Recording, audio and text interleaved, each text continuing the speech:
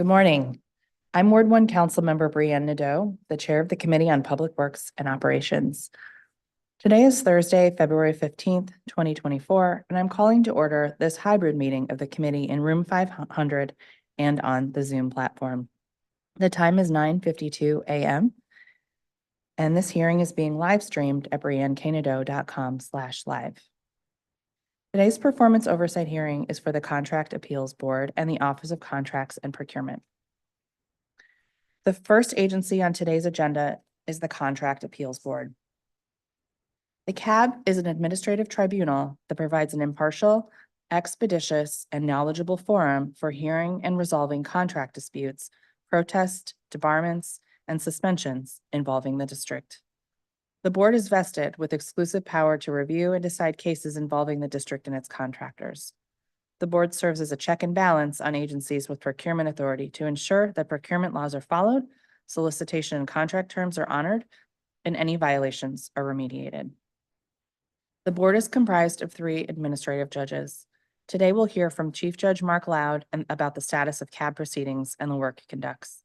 I hope to receive updates on their initiatives, their development of a 5-year IT strategic plan, and examine the effectiveness of their appeals and review process.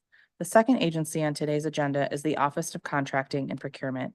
The mission of OCP is to obtain quality goods and services through a streamlined procurement process that's transparent and responsive to the needs of government agencies and the public. OCP bears an enormous task.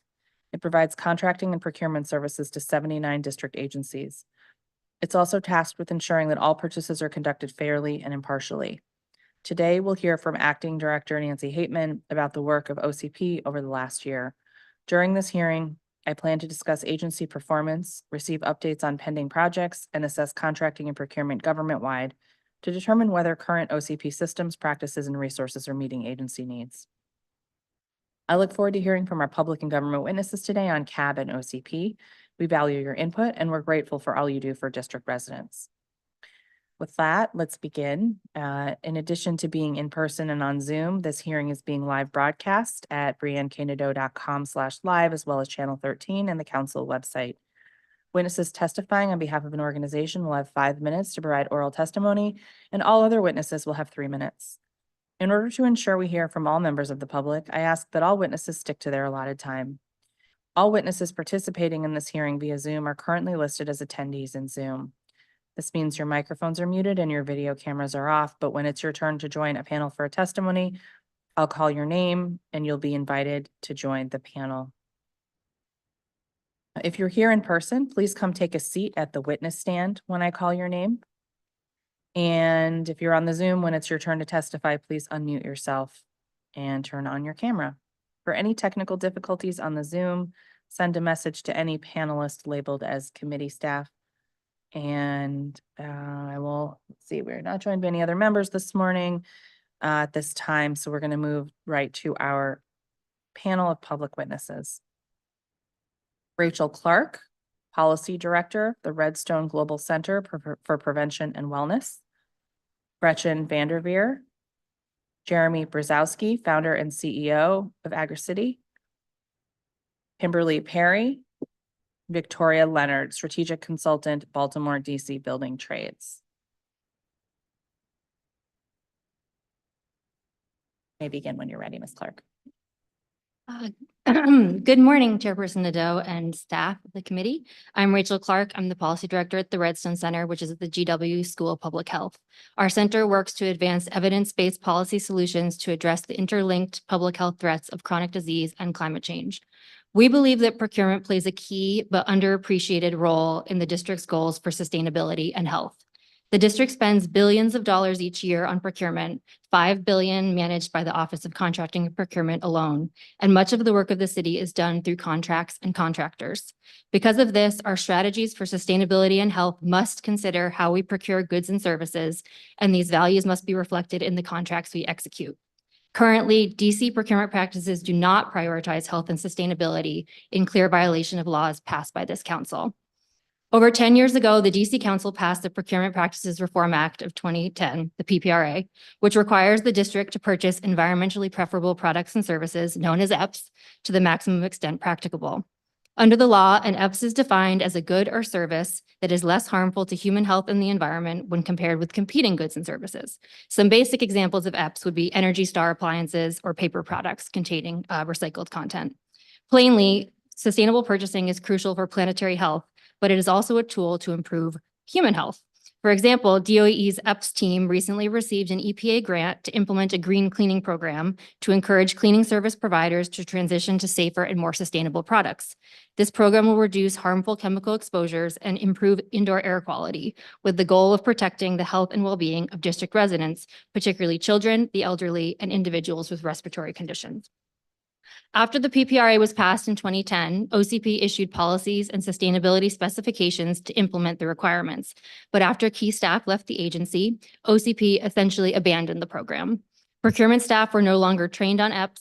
They were not required to seek out sustainable procurement options, and they could bypass the EPS process in the past system without any justification.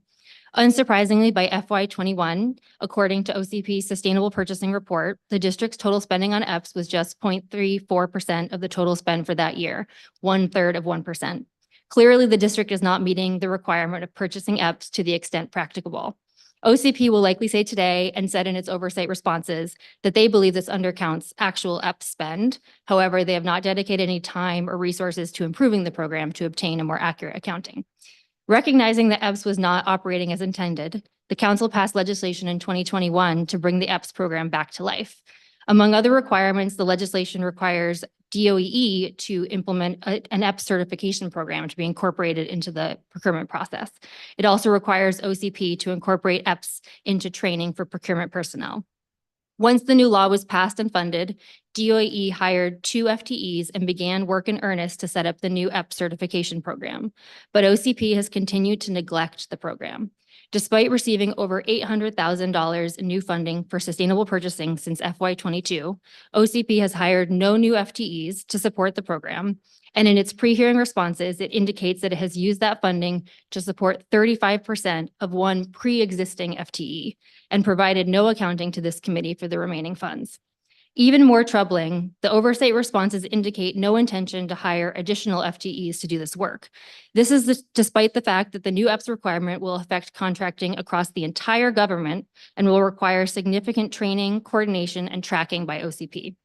OCP in its responses lists the following action items on EPS: reviewing updated EPS templates, categories, and specifications, overseeing development of new and mandatory EPS trainings, incorporating new trainings into the PASS and procurement foundations, managing an email box for sustainability questions, providing responses to any EPS questions from contracting staff across the entire agency, communicating EPS updates to procurement officers through email and website updates, training sessions, and webinars, meeting with stakeholders, assessing EPS as an evaluated performance standard, revising how EPS is being documented, preparing an annual sustainable purchasing report, creating new EPS templates and developing a repository of pre-populated templates, working with legal counsel to ensure that language is legally sufficient, working with the PASS team to incorporate EPS and environmental certification into the system, and meeting regularly with DOE to implement their new requirements.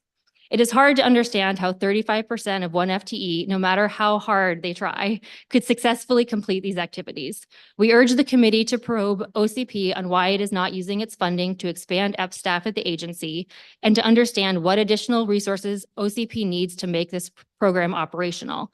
In addition to the underinvestment in the program at OCP, we're concerned that they've not been able to provide the support and data to DOE that they need to implement the program. So we urge the committee to ask OCP what it needs to make this interagency collaboration successful. The EPS program has floundered for nearly 15 years. Without OCP's full support and participation, it will never succeed. The failure of EPS is not only a clear violation of OCP's responsibility under the PPRA, it's a failure to meet our sustainability goals and our duty to protect the health and wellness of district residents. Thank you for the opportunity to testify. Thank you very much. We'll now hear from Gretchen Vanderveer.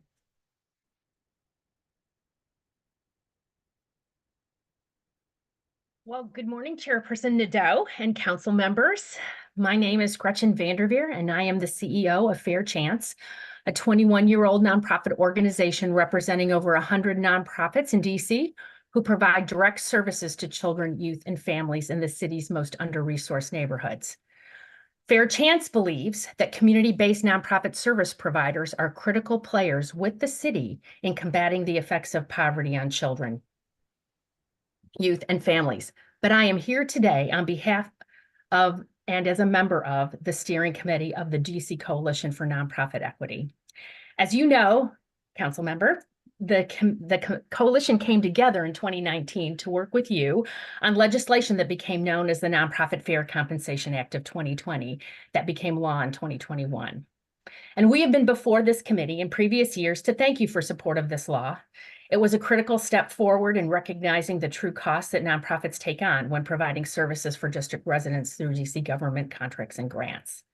However, while the law became effective in March 2021, 3 years later, it is still not being consistently or fully implemented. Due to a lack of payment for true costs, nonprofits face a loss every time they accept a DC contract. Organizations are then left scrambling to fill the gaps with other sources of revenue, often private philanthropic grants that are not long-term.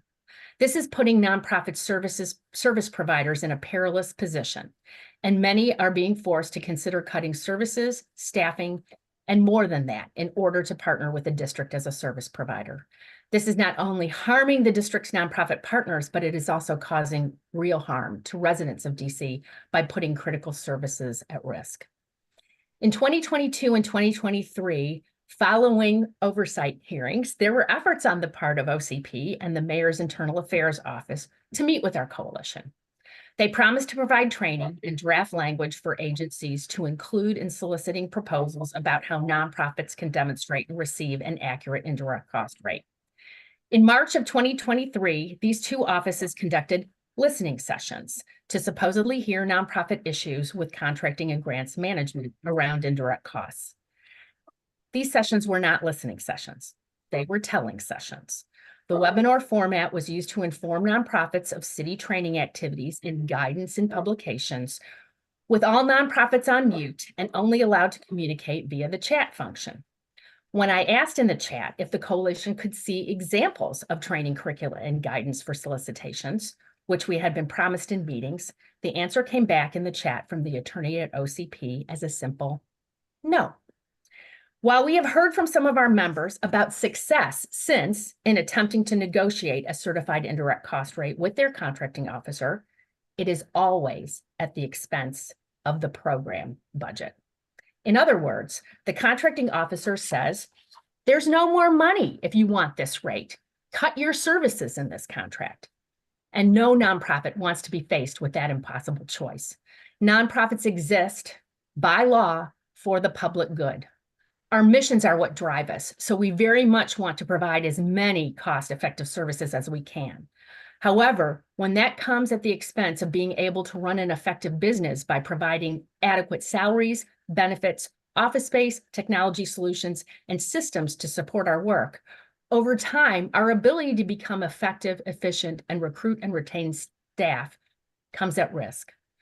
One of our members, the CEO of a very well-known nonprofit in this community, reported to our coalition that she did receive her rate this year on several contracts. Cause for celebration and kudos to those agencies and OCP for getting the word out. However, in the case of each contract, she was required to reduce the service portion of the budget in order to make the money work for the contracting officer. She was extremely conflicted about this, and yet this very CEO was practically in tears as she described the number of open positions she has, almost 50, and how difficult it is to recruit because she is just not competitive in this market with government and for-profit service providers. Years of not having true costs covered, flat funding, and increased costs have created an untenable workforce situation in the nonprofit sector, and this cannot continue. The average nonprofit worker salary in DC is just $44,000, the average, indicating that they are asset limited, income constrained. In a recent study by the National Council of Nonprofits, 45% of nonprofit employees reported that they were thinking of leaving their jobs because they just cannot afford to stay. If we wait any longer, the nonprofit workforce will be decimated and will not be able to perform the critical services that our community needs. With community needs heightened due to the impact of the pandemic and current violence unprecedented since the 90s in the city, this is no time to let the foundation of our community services crumble. We are requesting the council work collaboratively with the Office of Contracting and Procurement, Administration, and the Chief Financial Officer to make the following legislative updates to effectuate the full implementation of the law. Ms. Vanderveer, I'm going to have to cut you off here. And I know we have this in writing, right? Yes. Okay, great. We can talk more during the Q&A if you want to give me Terrific. the rest. Okay, very good. Thank you so much. Mr. Brzezowski.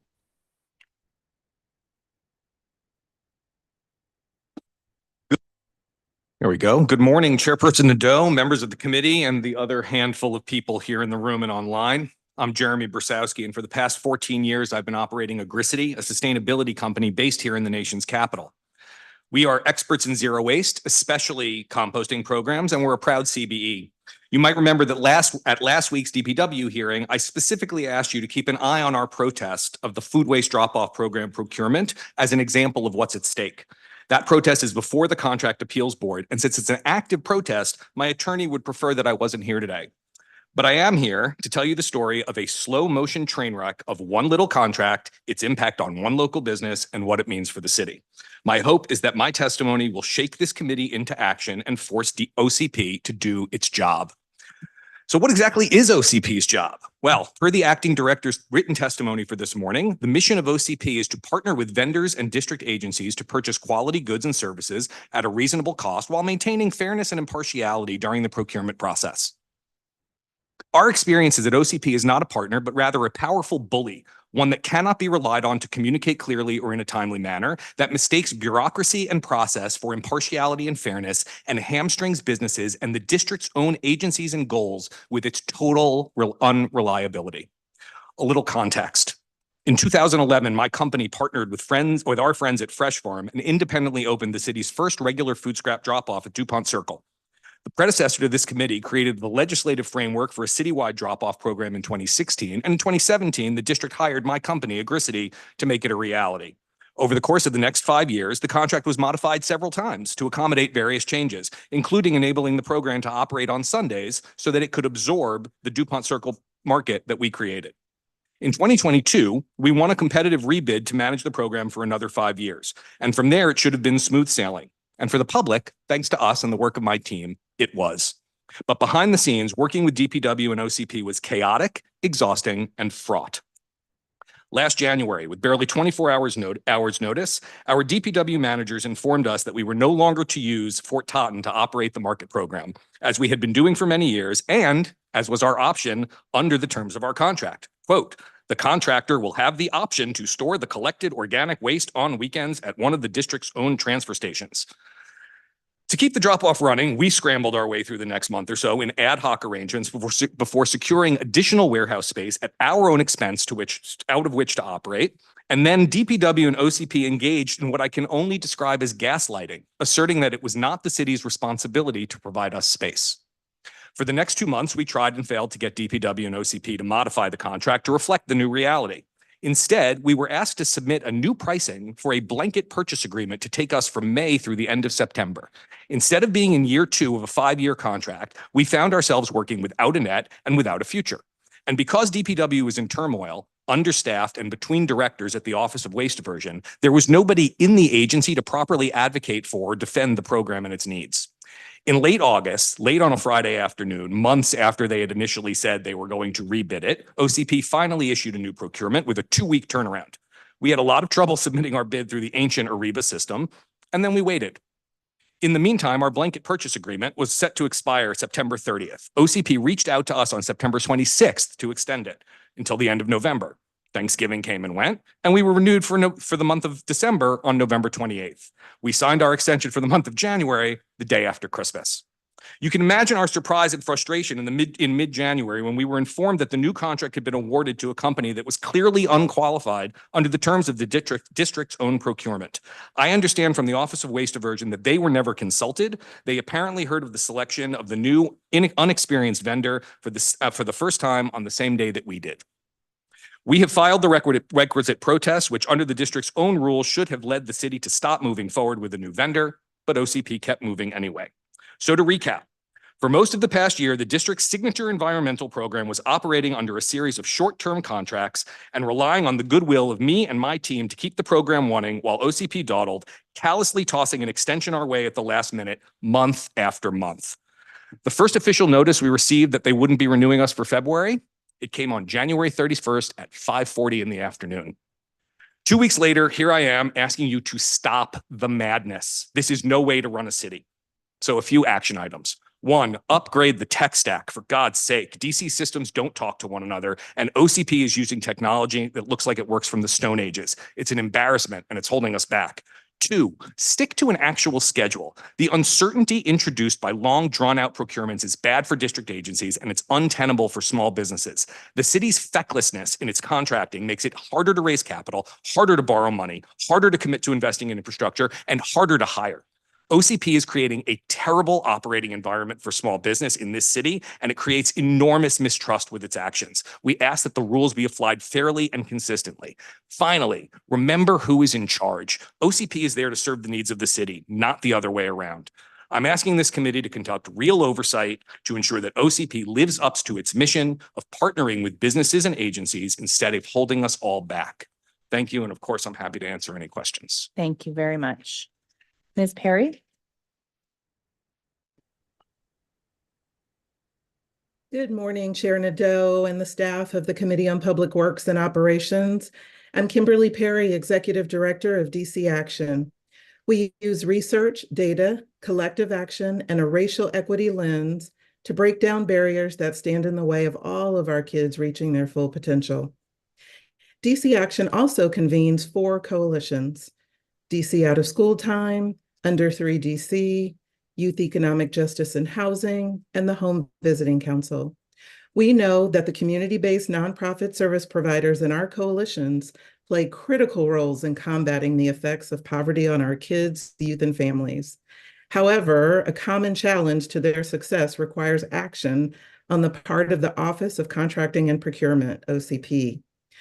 For more than 3 years now, the district has failed to comply with the Nonprofit Fair Compensation Act of 2020, and it requires payment, the act requires payment of indirect costs in addition to the direct costs associated with providing services like youth shelter and housing or after-school programming. So many of our coalition partners are experiencing many of the challenges that my colleague Gretchen Vanderveer just laid out in her testimony. DC Action is grateful for your leadership, Chair Nadeau, because you helped to pass the Nonprofit Fair Compensation Act. Unfortunately, as you know, the district's failure to implement the law demands that you intervene at this time. We ask you and your colleagues at the council to work collaboratively with OCP, Mayor Bowser's administration, the Chief Financial Officer, to urgently make the following legislative updates to ensure full implementation of the law. The first, clarify that indirect costs are to be paid in addition to direct costs. So this clarification should really prompt the Office of the Chief Financial Officer to produce an updated fiscal impact statement to determine the full and true costs of implementing the law. Alternatively, this clarification could trigger a new timeline and should trigger a new timeline for OCP to finally conduct the study they were funded to do 3 years ago in the FY21 budget. Second recommendation, require OCP in partnership with the Office of the City Administrator to develop uniform grants and contracts language that is accessible to every average reader regarding a nonprofit's right to indirect costs. This language should be disseminated to all agencies that fund nonprofits within 30 days of the effective date of the amended law, and all agencies should be required to utilize this template language. Third recommendation, require OCP to facilitate ongoing trainings for relevant staff across government. So program officers and managers, agency procurement officials, agency financial officers, division directors, and so on. And that even is with regard to compliance requirements of the Nonprofit Fair Compensation Act. Fourth recommendation, create a special fund of at least $50 million at OCP or a standalone special purpose fund in FY25, and this would allow the city to begin phasing in the funding of fully implementing the law and focusing on indirect costs owed to small nonprofits first. The fifth and final recommendation, Chair Nadeau, is to establish a long-term legislative timeline for indirect cost funding to be directly budgeted within all agencies. So any agency that grants a grant or contract to nonprofit organizations should be included in that. Our staff here at DC Action is available to assist the committee and any appropriate partners in the administration and amending of the Nonprofit Fair Compensation Act to ensure its swift and successful implementation. We thank you so much for this opportunity to share our concerns and these recommendations in support of our nonprofit direct service coalition partners. I will stay on and I'm happy to answer any questions you have. Thank you so much. Thank you very much. And our final witness today is Victoria Leonard.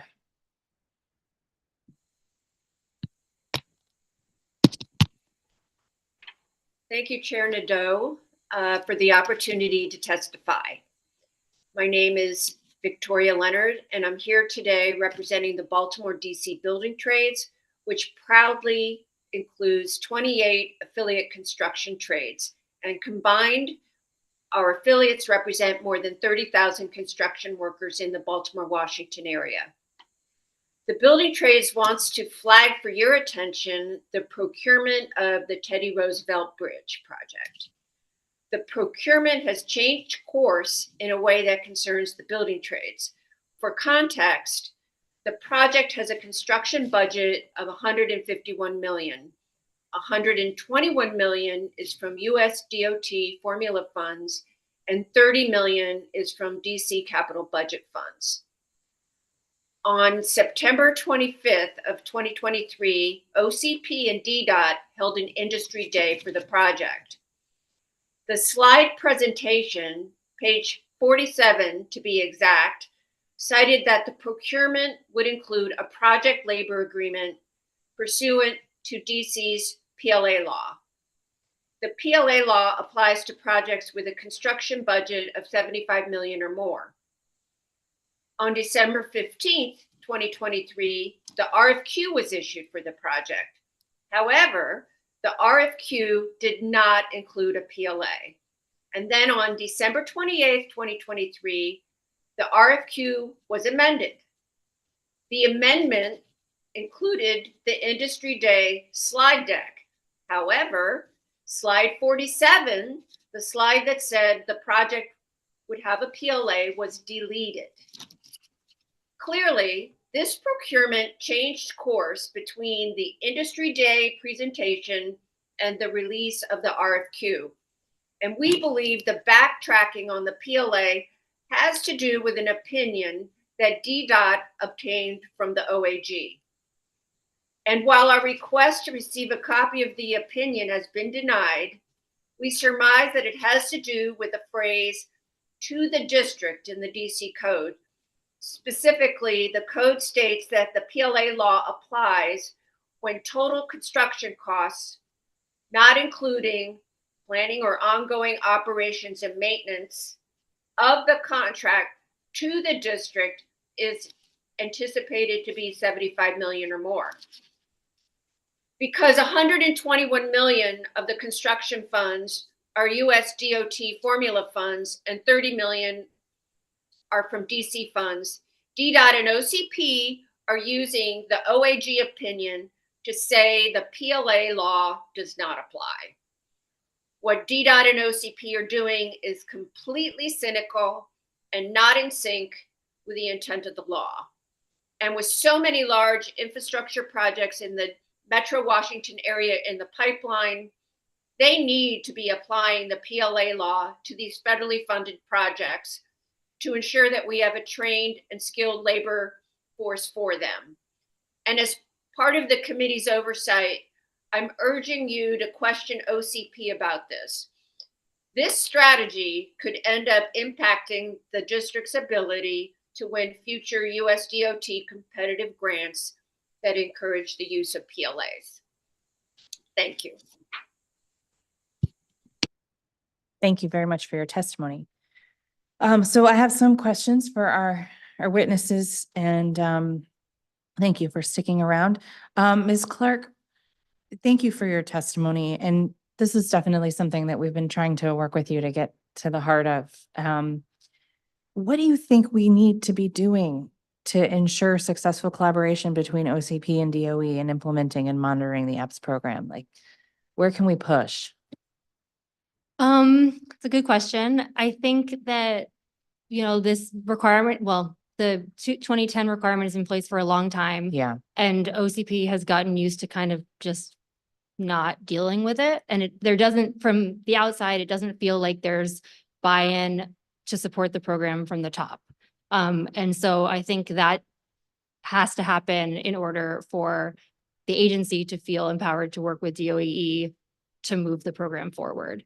Also seems like because they haven't invested in the program, they don't have enough people working on it. They're not able to provide the information to DOE that it needs to make it functional. So I think it's investment and then just, support someone from the top saying, we want to make this program work. We want to achieve its objectives, which I feel has not happened. maybe I need to be calling in both agency heads like on a monthly basis to get progress reports or something. I think that would absolutely help. But the 2021 changes that you mentioned, those were made because OCP was not fulfilling what was already in the law. So if they say to me, well, we're still working on getting 2021 implemented, is that sort of irrelevant because they should have already been doing it? I mean, I think that they are still working on getting 2021 implemented in that DOE needs to set up this certification program. But DOE can't do that without OCP support. And then there are a number of things that they should have been doing even before that law was passed. For example, and this is something that was in there, there was a I can't remember what the document was called, but an internal OCP document that said, here's what we need to do to get OCP working better in like 2019. And one of the recommendations was that in the past system, the way it works now is you can just, there's like a box for EPS and you can just say no. And you don't have to say, I looked and there wasn't one. You don't have to explain it at all. And so a suggestion then was we should at least require there to be a justification or a reason that this wasn't purchased, and they haven't done that, even though they knew that that was an issue. And actually, I think that was part of the intent of the 2021 law is to have a check on it. And DOE being in charge of that because they're like a mission-driven agency that can really do the sustainability policy part well. And so bringing them in made sense. But not having that certification program in place, that doesn't mean that the rest of EPS isn't there, right? Right. Yes, correct. So they should still be doing that piece of it. Right. Yeah. And for instance, training personnel on the requirements and updating the specifications and all of those parts. Do you have an opinion on how many FTEs are needed? I mean, there are 2 at DOE. I think 2 at OCP would be a good start. Because they have 1/3 right now. Yes. Okay. And what have your conversations with OCP been like when you've tried to raise this issue? All I've heard is that their capacity is low, right? So the person who working on EPS is working hard to do what they can. Thank you. Ms. Vanderveer, you were about to give your recommendations. I'd love to hear those now. Oh, make sure to unmute yourself. Kudos to my colleague, Kim Perry, for articulating exactly what I was going to say. So I will just reiterate these again. So we are asking for clarification that indirect costs are to be paid in addition to direct service delivery. We really believe that could trigger conducting an updated fiscal impact statement, which, as you know, was really not done. Yeah. And or for OCP to do some studying. We have been told by the Office of Internal Affairs and the mayor's office that they are going to do a survey of Okay. agencies. And again, you know, I'm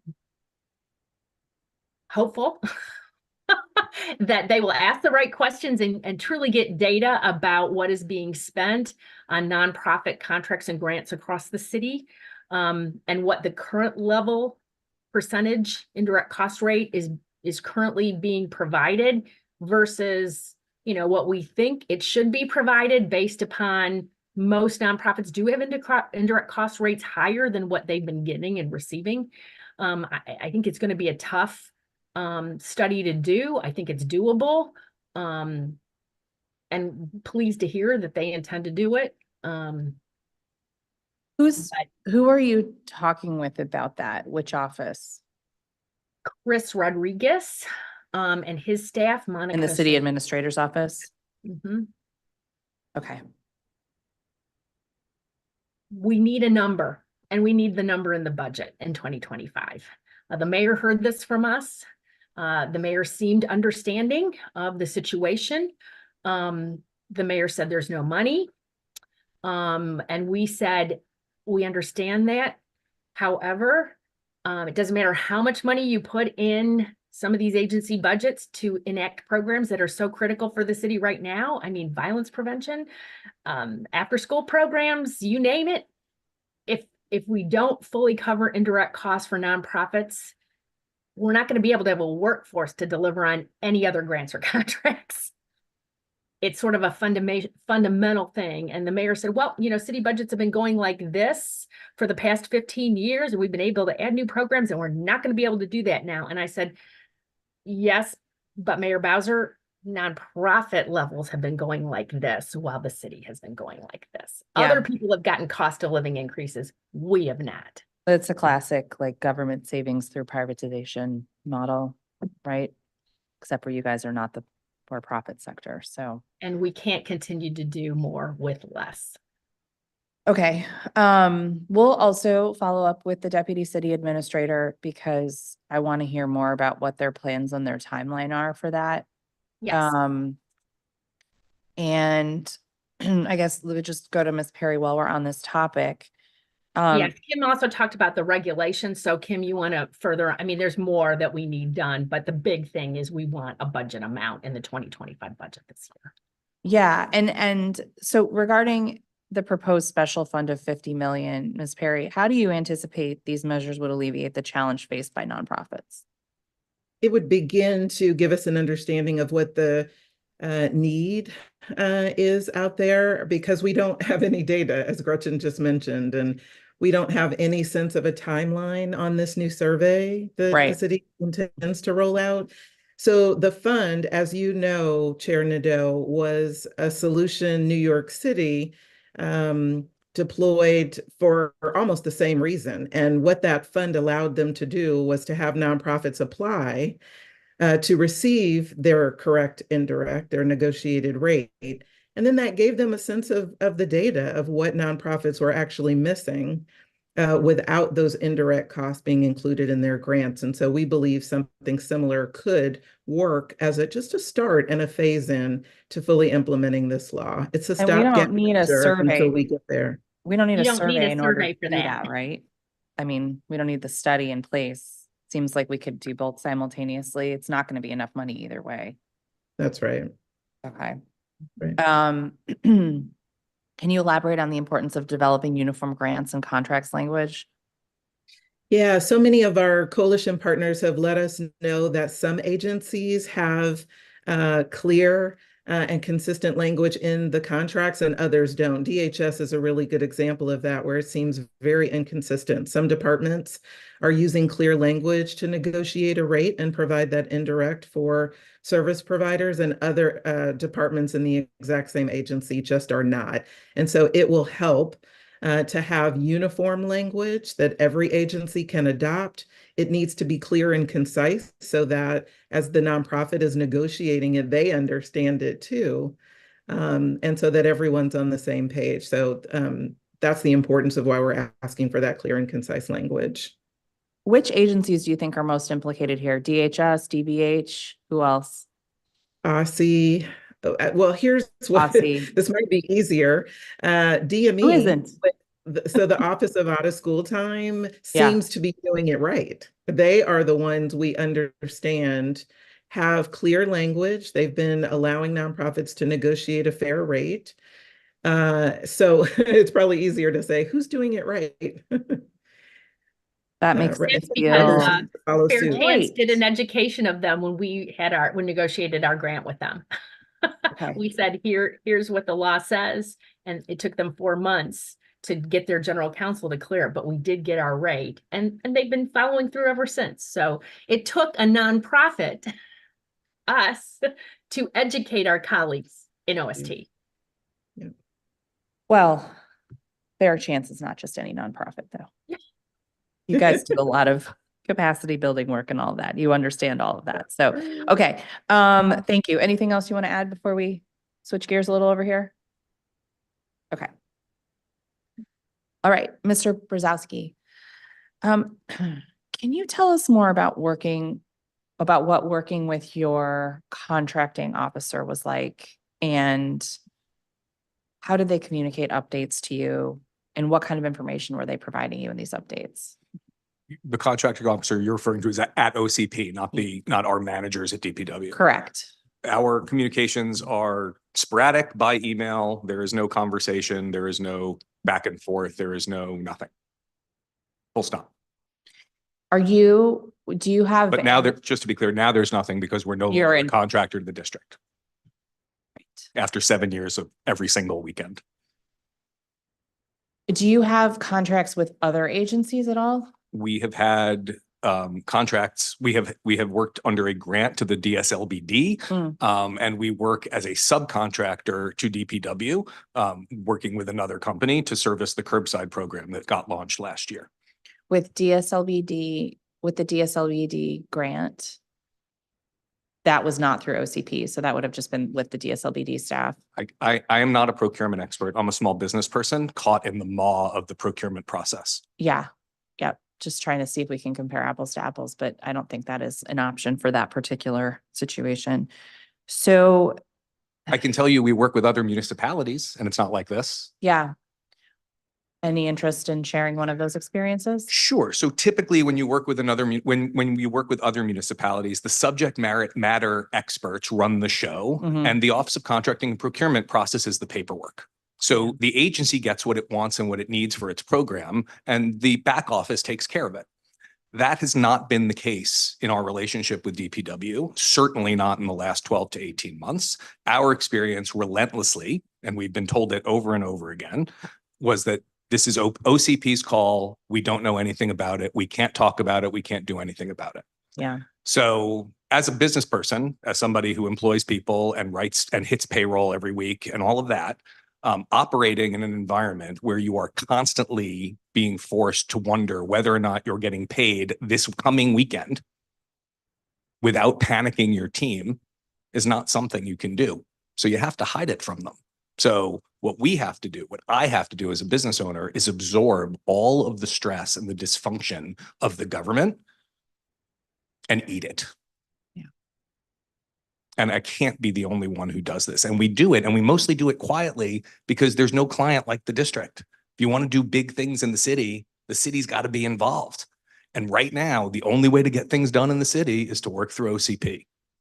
And I can tell you from my personal experience that OCP is broken in profound ways, and it has a culture problem. It is not there to solve problems. It is there to follow rules. I don't get it.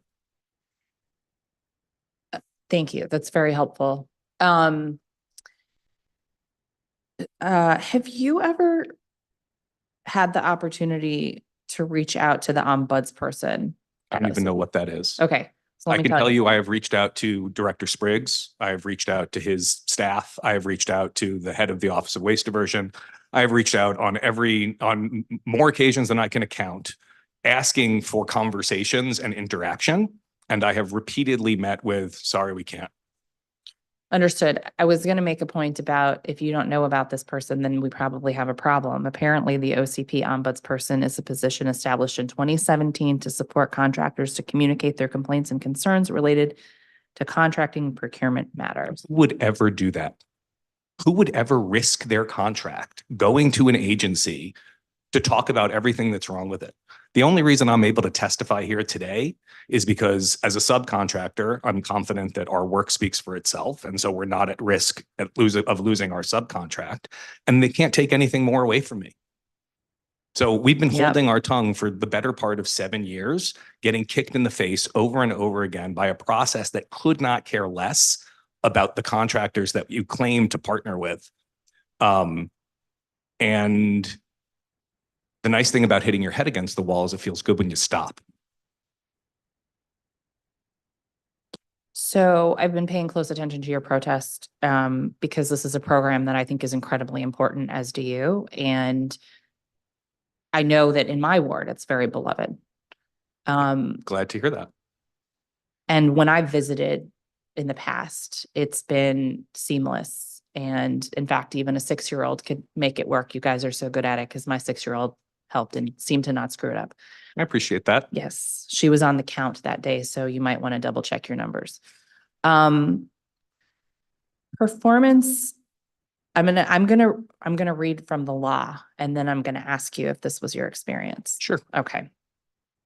Performance under a protested procurement may proceed, or award may be made while a protest is pending, only if the director makes a written determination supported by substantial evidence that urgent and compelling circumstances that significantly affect interests of the district will not permit waiting for the decision of the board concerning the protest.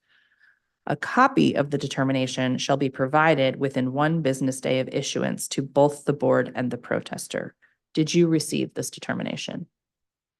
I don't know. I don't know how to answer that, if I'm being honest. Yeah. If we received that determination, the lawyer would have received it, Okay. and there was no content related to it. Will you let me know when you have a minute if your lawyer did receive it? Sure. Okay, because this part of the process is every aspect of this process is very Mhm. important. And now we're in the next part of it, obviously, your protest, but this was very precarious. We Well- had a moment where we might not have had this program continuing for the weekend Well- because we didn't know what was going to happen. So that is only true in as much as it assumes that we would never work without a contract. And the reality is we've been picking up after the city for this program for the better part of 7 years. There's not a single ounce of the 4.4 million pounds of compost that have run through this program that my team didn't move.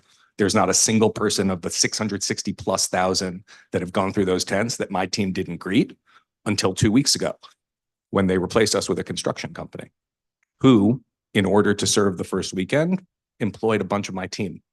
Why? Because I told my team, if you want to see the program succeed, go ahead and call them, because that's the kind of person that I am. Thank you. You're welcome. I do want to just take a moment, if I can, I would love for this city to take a deep breath and really look at itself and how it behaves, and then compare it to the rhetoric of how it discusses its goals and try to square that circle. Thank you. Thank you. Can we add something to that? Yes, go ahead. Building on that comment, as I said in the opening of my testimony, I think procurement is it's so important to how we do business in the city.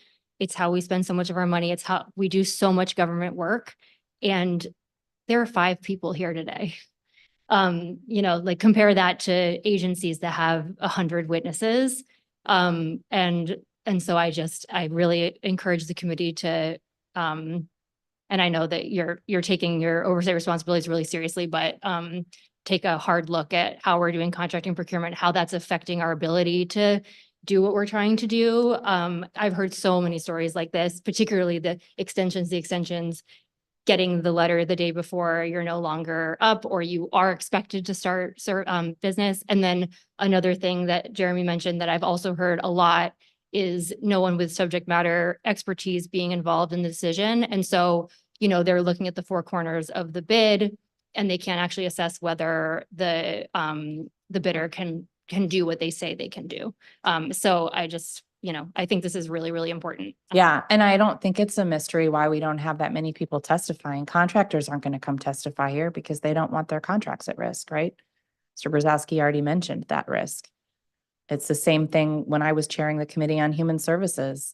Nonprofits aren't going to come testify. I mean, we've got two brave nonprofit leaders testifying here, but that's their bread and butter. Never mind, the city's asking all of you to provide these services for our constituents, right? We have a number of grants in Ward 1 that I've funded that when procurement or granting isn't working correctly, I feel very obligated to make sure that that money gets out the door, because essentially I've asked those nonprofits to do that work. And if they're not getting paid, that's on the government and that work isn't happening. And in fact, mostly grants, so it's not the subject of this hearing today, but I spent a lot of January trying to get money out the door for grantees who were trying to provide continuous operations from grants that were already in place in the prior fiscal year, and the money still hadn't been released.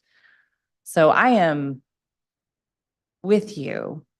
And I know because we started the conversation in that committee on the nonprofit grants, right? That's why we ended up with the Nonprofit Fairness Act. But believe me, there are people who come talk to the committee that don't come testify before the committee, contractors. And so this is a big animal. This is a new one for me, but I thank you for sticking with me as we try to figure out how to improve these systems, because the entire operations of our city depend on our procurement and contracting working. And it's not the sexiest assignment I've ever had, but it's definitely an important one. And so we'll get into it today, but not just today.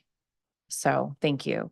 And I want to make sure we get to Ms. Leonard, because this is an issue that is, I mean, also before the committee right now legislatively, right? We've got a bill before us about project labor agreements and lowering that threshold, but there is already a law in place, right? And can you just, I know that's not the subject of the hearing today, but it's related to your testimony. So Ms. Leonard, what is the law that governs these large construction processes right now? What is supposed to be happening? Thank you, Chair Nadeau, for the question. So the law, as it's written right now, says that any DC government construction project with a construction value of 75 million or more is to be done under a project labor agreement unless the mayor indicates in writing why it's not in the best interest of the District of Columbia. And thus far, since the law has been on the books, the mayor has never done that. So any project 75 million or more has had a PLA. And about 3 projects have fallen into this category since the law went into effect. Is that right? I think it's 3. So you have the hospital in Ward 8, Banneker High School, and the Frederick Douglass Bridge. And then upcoming, you have the H Street Bridge. And the Teddy Roosevelt project that you asked about, should this be governing that project? Should PLA law be governing that project? We were under the impression in the beginning that it would, as the Industry Day presentation for the project indicated, because its construction budget is more than 75 million. But we started hearing from contractors, oh, we hear that the PLA law isn't going to apply. And we're like, well, how can that be? And as it turns out, DDOT went and got this opinion from the Office of the Attorney General which we haven't seen, and we asked for, and we were told we can't have it, right? That it's governed by attorney-client privilege. So we cannot get a copy, and that was DDOT that said that. We asked OAG, and they said, you need to ask our client. We can't give it to you. And in that, what we surmise is in that opinion is that there's something about that phrase "to the district," that because the Teddy Roosevelt, most of the money, 121 is coming from the federal government, and that they're saying, oh, the to the district is only 30 million, so the law doesn't apply, which is, I don't believe the intent of the council when they passed that. And I remember when it got amended in the Budget Support Act to make it clear that it didn't cover maintenance and whatever, and they just kind of like inserted that clause. So that's what's going on here, is that there's this crazy interpretation of those to the 3 words "to the district." So it wasn't an action by the mayor per se, the way the law allows, it was a legal opinion. Right. So they asked for a legal opinion, and this is what they got. And so they're clearly using that opinion to backtrack on the project labor agreement applying to the Teddy Roosevelt Bridge. And they're also using that same legal opinion related to a project that received grant funding from the federal government, the I-395 rehabilitation project, which is a little smaller. That's like 90 million, and I think 70 million is coming from the feds, and then 20 million from the DC government. So they're saying, oh, it doesn't apply there either. And they're at the DDOT oversight, the director of DDOT, which is, I guess, in a way, a client of OCP. That's how she wants to interpret it. That, well, the law only applies when it's district funds, local dollars, and not. In our district funds, how often do we have a project where we're spending district funds at that level for infrastructure? Ever? At what level? Most of these big projects have some federal funding, right? Oh, yes. Yeah. Frederick So Douglass. how often are we actually hitting a $75 million local investment on a project like this? So this is new territory, actually. So the other projects were very large, right? So the Frederick Douglass is like 450 million. Yeah. So this is smaller, but the total construction budget is 150 million. That is a big project. It's just that some of the source of the largest source of the money is the federal formula funds or grant money, which is being allocated to the district, and they're saying, well, that doesn't count. Where does OCP come in all of this? What role do they play with the PLAs? Well, I believe that I guess I view them as and it seems like the others sort of had this impression as well, that it seems like DDOT is their client, and they do what DDOT tells them to do, because they had it in their part of the industry day presentation, right? And then it came out. And then when they issued the RFQ, it wasn't in there. So I think the two work closely together, but it would be a good question for the interim director to understand that relationship. Who's driving the wagon, right? Yeah. Charge. Has Building Trades had the opportunity to talk with OCP about it directly yet? We haven't. We've talked to DDOT and we've talked to OAG, so we would be pleased to talk to OCP. Okay. Well, can't hurt, right? Right, can't hurt. Okay. Thank you. Thank you. Thank you very much to this panel. We're now going to be joined by the Chief Judge of the Contract Appeals Board, Judge Loud. Yep. Be with us in just a moment.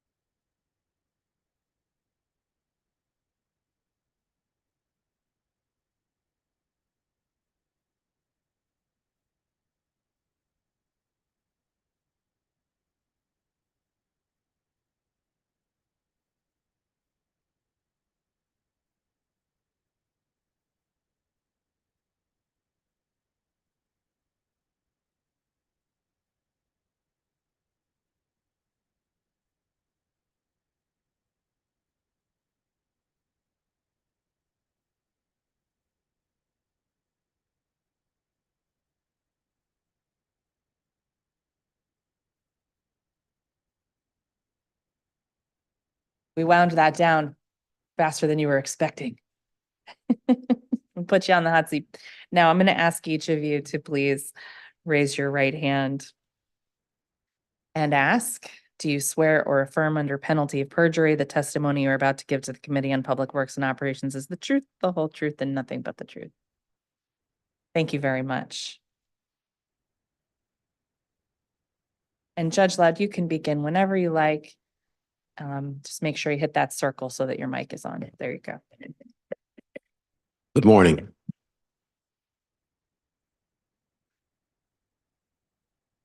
Good morning, Chairperson Nadeau, committee members and abstentia and staff. My name is Mark DeLoud Sr., and I'm the Chief Administrative Judge of the DC Contract Appeals Board. My board colleagues, the Honorable Nicholas A. Majette to my right and the Honorable Monica C. Parchment to my left, are in attendance with me this morning. We also acknowledge the entire CAB team for their outstanding service to the board and to the district. CAB is a statutorily created independent executive branch agency first established in 1953. The board's mission is to provide an impartial, expeditious, inexpensive, and knowledgeable forum for resolving protests and contract disputes, Quick Payment Act claims, and contractor appeals from final debarment and suspension decisions of the Chief Procurement Officer. By statute, CAB has exclusive jurisdiction over procurement litigation for over 60 district agencies, the vast majority of whom procure through the Office of Contracts and Procurement, and the balance of which procure outside of OCP, but in accordance with the Procurement Practices Reform Act. On December 15th, 2023, the committee sent the board a comprehensive set of hearing questions, as to which the board's responses, with our attachments, of course, were transmitted on January 11th, 2024. The committee's questions and the board's responses largely tell the story of CAB's performance at FY23, FY24 to date in three broad categories: transparency, docket performance, and budgeting and spending. Those are my words, not necessarily the categories of the actual questions. For my testimony this morning, I'd like to highlight CAB performance in the areas of transparency and docket performance, deferring testimony on CAB's budgeting and spending to the upcoming CAB budget hearing, but certainly being available today to answer questions on any subject that the committee wishes to inquire into, including budgeting and spending. Starting with transparency, as we indicate in our responses, CAB made outstanding progress in transparency in FY23-24 to date. These included the following highlights. On April 18th, 2023, the board uploaded 40,831 searchable PDF case records to the CAB public website, covering legacy records dating from 1953 to 1999. Of course, cases after 1999 are already on the public website. The upload adds litigation records from 2,348 additional CAB cases that the public and stakeholders can now review at no cost on our website, and includes over 1.2 million new pages. On July 27th, 2023, CAB migrated our iManage case search records management system to cloud-based servers. iManage is a custom software application that allows CAB to download case records from the File and Serve Express platform to CAB files and servers, then upload them to the board's public website and to upload them in searchable form. The migration allows CAB to operate our case search database on cloud-based servers, which has become the industry standard. This will permit seamless updates for security patches, for routine maintenance, and for the integration of newer applications, for example, AI, artificial intelligence. Migration to cloud-based servers will also grant CAB access to the specialized expertise needed to service iManage. iManage will not provide servicing to on-premises servers that clients use for the software application as of January 1, 2024, only to those clients that have cloud-based servers. For the public, I think the greatest benefit of migration is that the search retrieval of CAB litigation records on our website will be secure, and effected through continuously updated technology for the long foreseeable future. And on a continuing basis in FY 23 and 24, as relates to transparency, CAB maintained an online trial calendar on our website, current through October 25, and uploads all newly filed case litigation records within 3 business days, except those that are sealed. Moving to the area of docket performance, as we noted at last year's hearing, the board's goal is to not have a single aged case on our docket, nor to ever have a group of undecided cases on the docket that constitute a backlog. As indicated in this year's responses to the committee's docket performance questions, CAB continues to demonstrate exemplary performance. The board's performance includes the following highlights. The beginning of FY 24 marked the 9th consecutive year that CAB has not had a case backlog nor an aged case on our docket. CAB closed all protest cases in FY 23-24 to date within 60 business days or less, and averaged 36.4 business days to close protest cases in FY 23, and is averaging somewhere around 58 business days to close protest cases in FY 24. CAB closed 100% of its appeals cases within 3 years or less of the initial filing in FY 23. And in fact, CAB closed the appeals cases in much less than 3 years. In FY 23, I think our average was 1.5 years for closure. But in any case, we closed all of them within 3 years of the initial filing date, and we are on track to repeat that performance regarding appeals case closure timelines in FY 24. Of the total number of board cases closed in FY 23, the majority, 52.6, were closed by settlement. The 2 tables which appear in my testimony, which I think you have been provided copies of, simply capture what I've said in narrative fashion in table form, so I'm not going to repeat it. Related to docket performance is the question of the accuracy with which board cases are decided. The board's goal, of course, is to accurately decide all cases, demonstrating superior knowledge and expertise in the field of government contracts that helps to inspire public confidence in the procurement review process. In this regard, the board is pleased to report that all 5 board cases decided by the DC courts on appeal since 2019 have been affirmed. The action of the DC courts, sustaining 100% of our cases from 2019 to the present, is certainly one independent measure which corroborates the skill and expertise with which board judges decide cases. For FY 23-24 to date, the boards did not issue any decisions on any pending cases, but did summarily dismiss a private party's appeal of a CAB decision for lack of jurisdiction. I think in that particular case, the appellant sent the appeal to the wrong court. Protests have to go to DC Superior Court. Appeals have to go to the DC Court of Appeals. And in this case, the appellant sent the case, I can't remember whether it was a protest or an appeal, but sent it to the wrong court. And so it was summarily dismissed. In summary, this committee's questions and the board's responses tell the story of CAB's performance in FY 23-24 to date in 3 areas: transparency, docket performance, and budgeting and spending. In this testimony, I've attempted to briefly highlight the board's FY 23-24 to date performance in 2 of those areas: transparency and docket performance. This nearly concludes my testimony, and our board looks forward to addressing any questions that the committee may have. Prior to conclusion, however, I want to update our January 11 written responses as follows. First, the board uploaded a case search user feedback survey to our website during the first week of February, and that updates our response to question 48 regarding the status of the survey. And finally, the board reported no vacancies in its responses that we sent to you on January 11. Effective January 31, 2024, a couple of weeks ago, approximately, the board now has 1 vacancy, our IT specialist position. I respectfully request leave to supplement our written responses post-hearing as the circumstances may warrant. This concludes my testimony, and we are available for your questions. Thank you for the opportunity.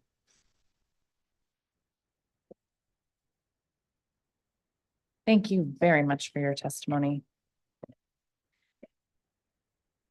Judge Loud, in your responses, you mentioned that the board is prioritizing the development of a 5-year IT strategic plan for ongoing assessment of the agency's technology needs. Could you please provide an update on this plan?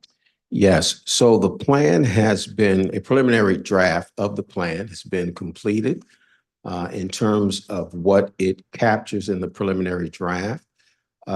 It speaks to there being 3 broad goals for our technology operations. First, that they be future ready and secure.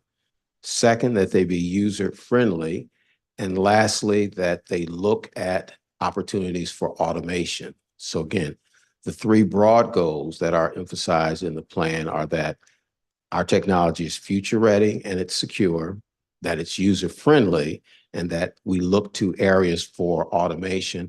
And I would add at this point, in light of the mayor's order that came out a couple of weeks ago, that we also look at AI coming online, whether we intend to embrace it or not, simply to look at the opportunities for AI coming online in the technology space. So those are the broad goals. With respect to CAB's actual systems, the IT plan categorizes our systems into 3 categories, and I'll share with you what those are, and emphasizes the need for each of the systems to look to future readiness, look to security, look to being user friendly, look to automation. So those 3 areas that all of our assets are categorized into are end user IT systems, computers, printers, iPhones, iPads, just the hard end user product. Then the backbone pieces, networks, et cetera, for the end user products.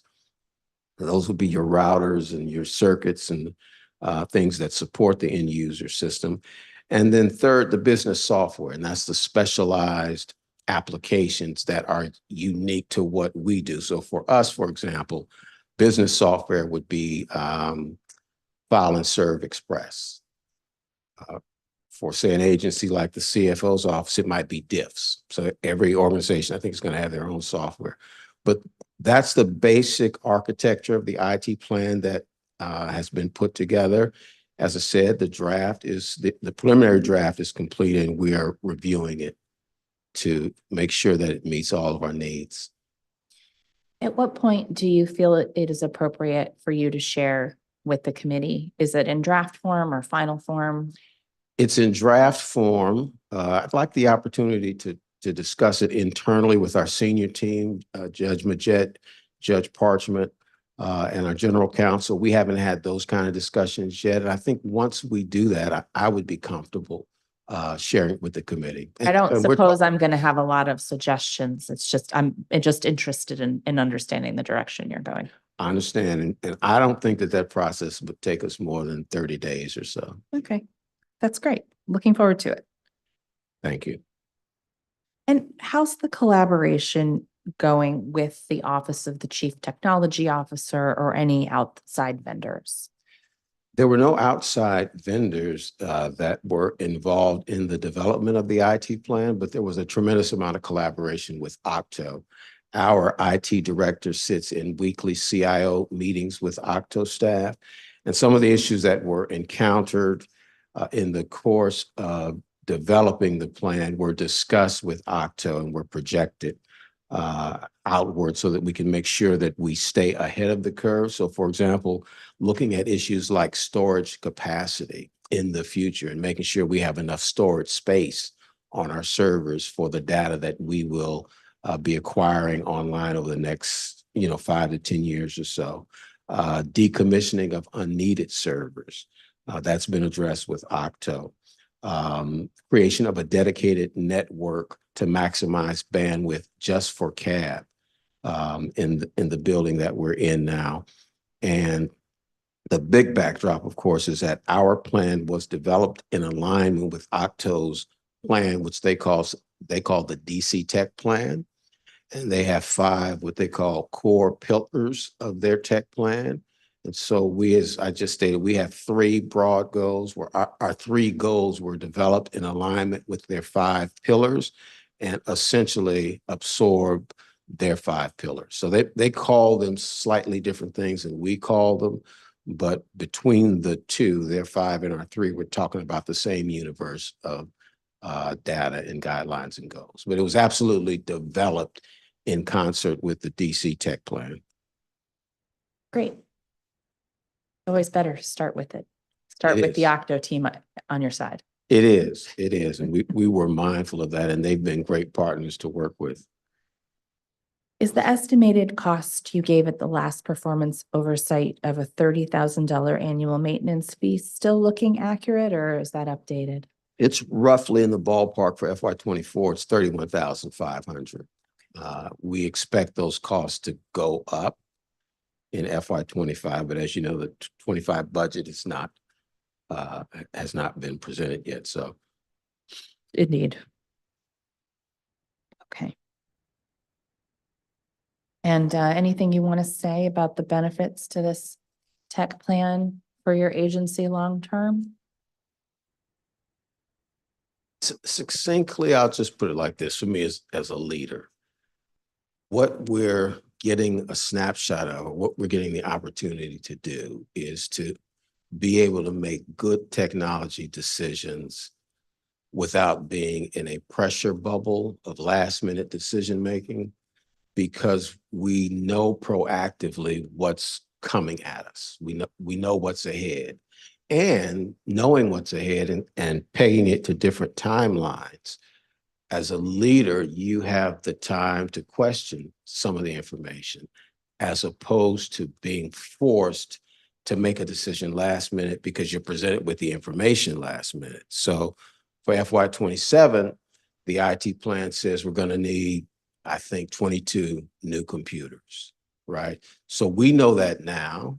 We can, as a senior team, we can talk about, okay, well, do we really need 22 new computers? We've been remote working for the last 2 years. Maybe some of those desktop computers in the office are still in pretty good shape. Maybe we don't need to refresh all of them in 2 years, but we have the opportunity to have those kind of discussions because the IT plan is looking forward, is, looking upstream a couple of years. So for me as a leader, it has that advantage. And again, just giving you the opportunity to think about things before they hit and try to make the best possible decisions that you can. I think for the city, cost savings and the opportunity to create economies of scale by knowing what our needs are and seeing if they can peg with other agency infrastructure needs.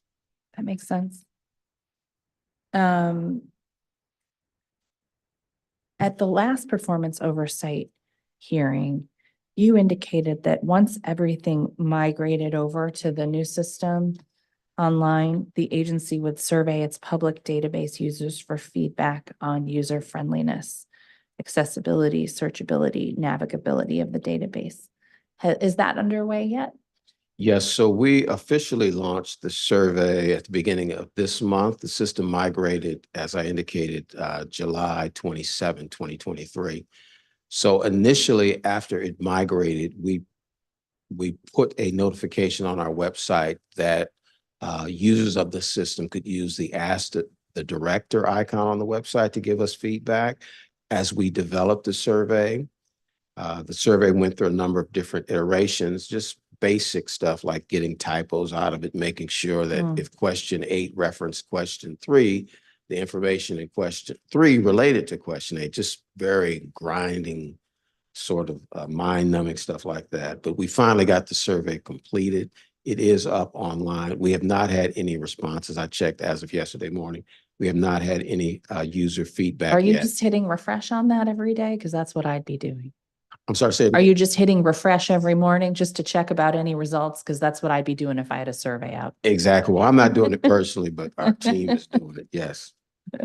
Okay, so no responses yet. None yet. And when will it close out? The survey? Yeah. We will review it on an ongoing basis. and tabulate the information and perhaps, tweak this or tweak that. But the plan would be to leave the survey up indefinitely at this point. Great.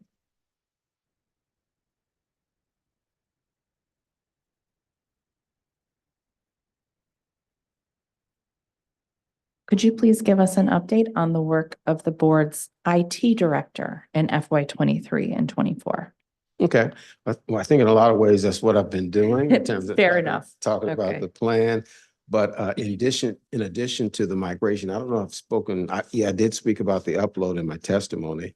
And she was the project director along with our general counsel for both of those projects. But in addition to that, she monitors, and the IT director, along with what had been the IT unit, monitors and maintain our servers at the Octo Data Center, oversees all of our IT systems, the things I mentioned up at the front end of the Q&A session, our computers, phones, printers, iPads, et cetera, and updates those. She also updates our backbone systems, our routers, our cabling, our circuitry, and she oversees the software, security patches, and as I indicated, she attends the weekly CIO meetings.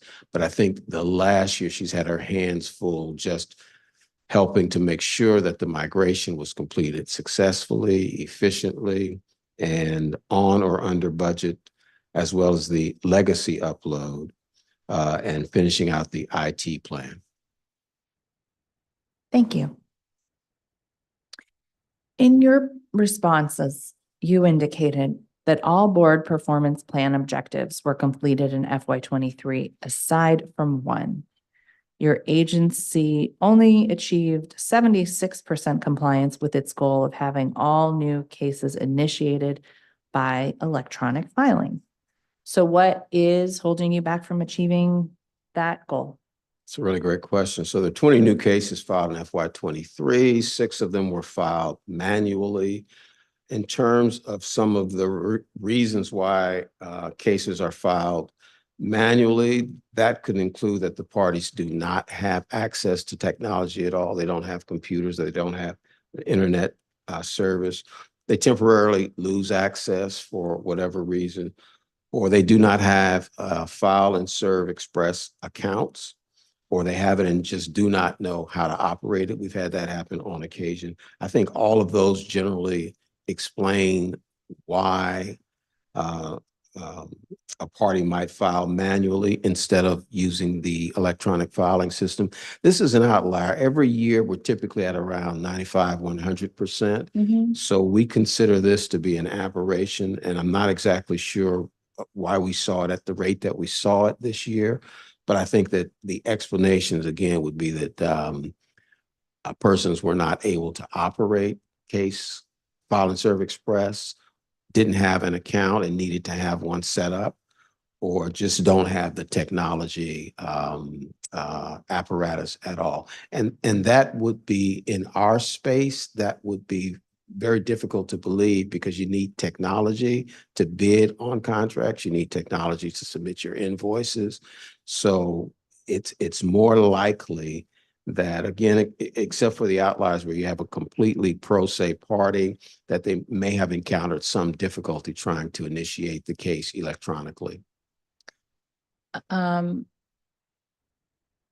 Does the case being submitted manually have any impact on its submission or the process it goes through or the timeline for its consideration? It does not. Okay. It does not. When a case is submitted manually, the intake happens in person, but our person at the office will then enter that electronically into the same database that cases that are filed electronically start at. So the first step may be manual, but then it's instantly placed into the e-file system by our Because staff. there's no backlog, it can be done immediately. Well, yes. Yeah, Okay. that's one way to look at it. For the public, can you please describe the board's efforts to increase access to small business and pro se litigants who need to raise a claim before the board? Yeah, I'm gonna take a look at, just refresh myself quickly Sure. with our response to you on that. But I'm happy to do that. Yes, so as we indicated in our January 11 responses, the board's efforts to increase access to small businesses and pro se litigants include the posting on our website resource page of a direct link to the DC Bar's Pro Bono Center. Upon being taken to the link, there's a message that provides the pro se litigant or the small business with the following information. The Pro Bono Center's Small Business Legal Assistance Program supports entrepreneurs serving low-income neighborhoods, establishing small businesses in low-income communities, creates employment opportunities for residents. For low-income entrepreneurs, a small business also provides a way for its owners to create and build wealth that can be passed on to their families. The Small Business Legal Assistance Program presents a great way for the transactional legal community to assist in DC economic development through pro bono. So it offers the small business an opportunity to connect with pro bono legal services, and it encourages the bar to make those services available. Thank you very much. I am pleased to see the board has sustained its 100% compliance rate for closing appeals cases no later than 3 years after the initial filing date. I'm curious, what are you doing to sustain this? I think several things to me produce that outcome.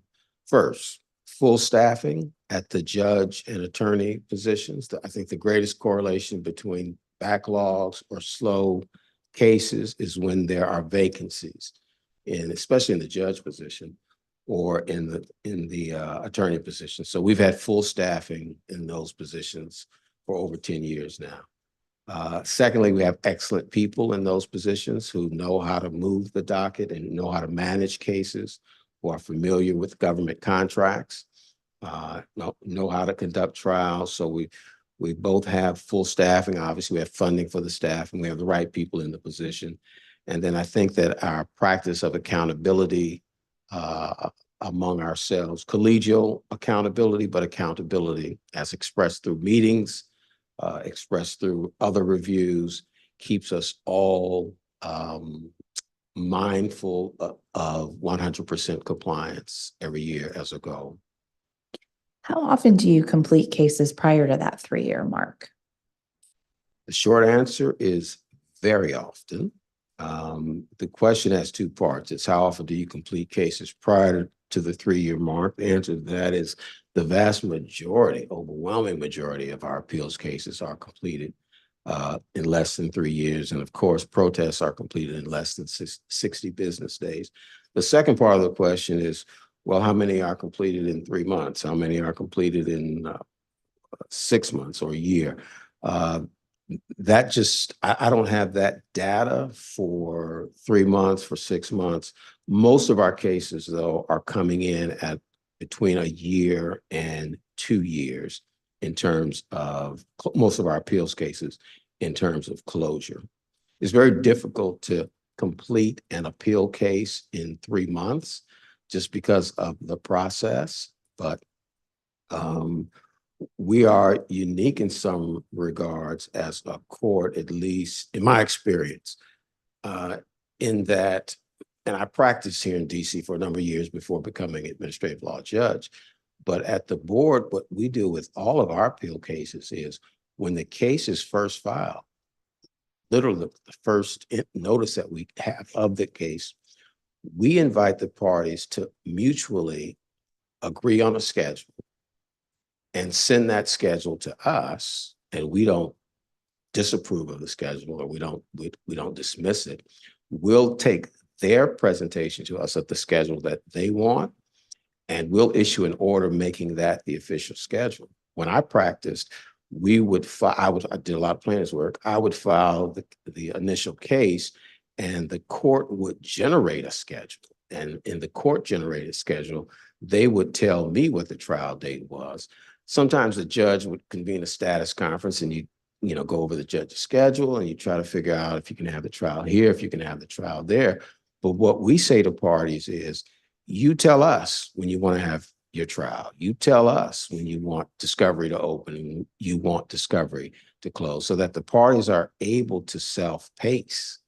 The reality is we find that in most instances, the parties are putting together schedules that do not have the case ending in 3 months or do not have the case ending in 6 months. I think if we got a schedule that said 3 months and we felt like it could be done in 3 months, I don't think that we object to it. But as a practical matter, that almost never it never happens, right? That's helpful to understand that the parties can help guide that timeline. Sure.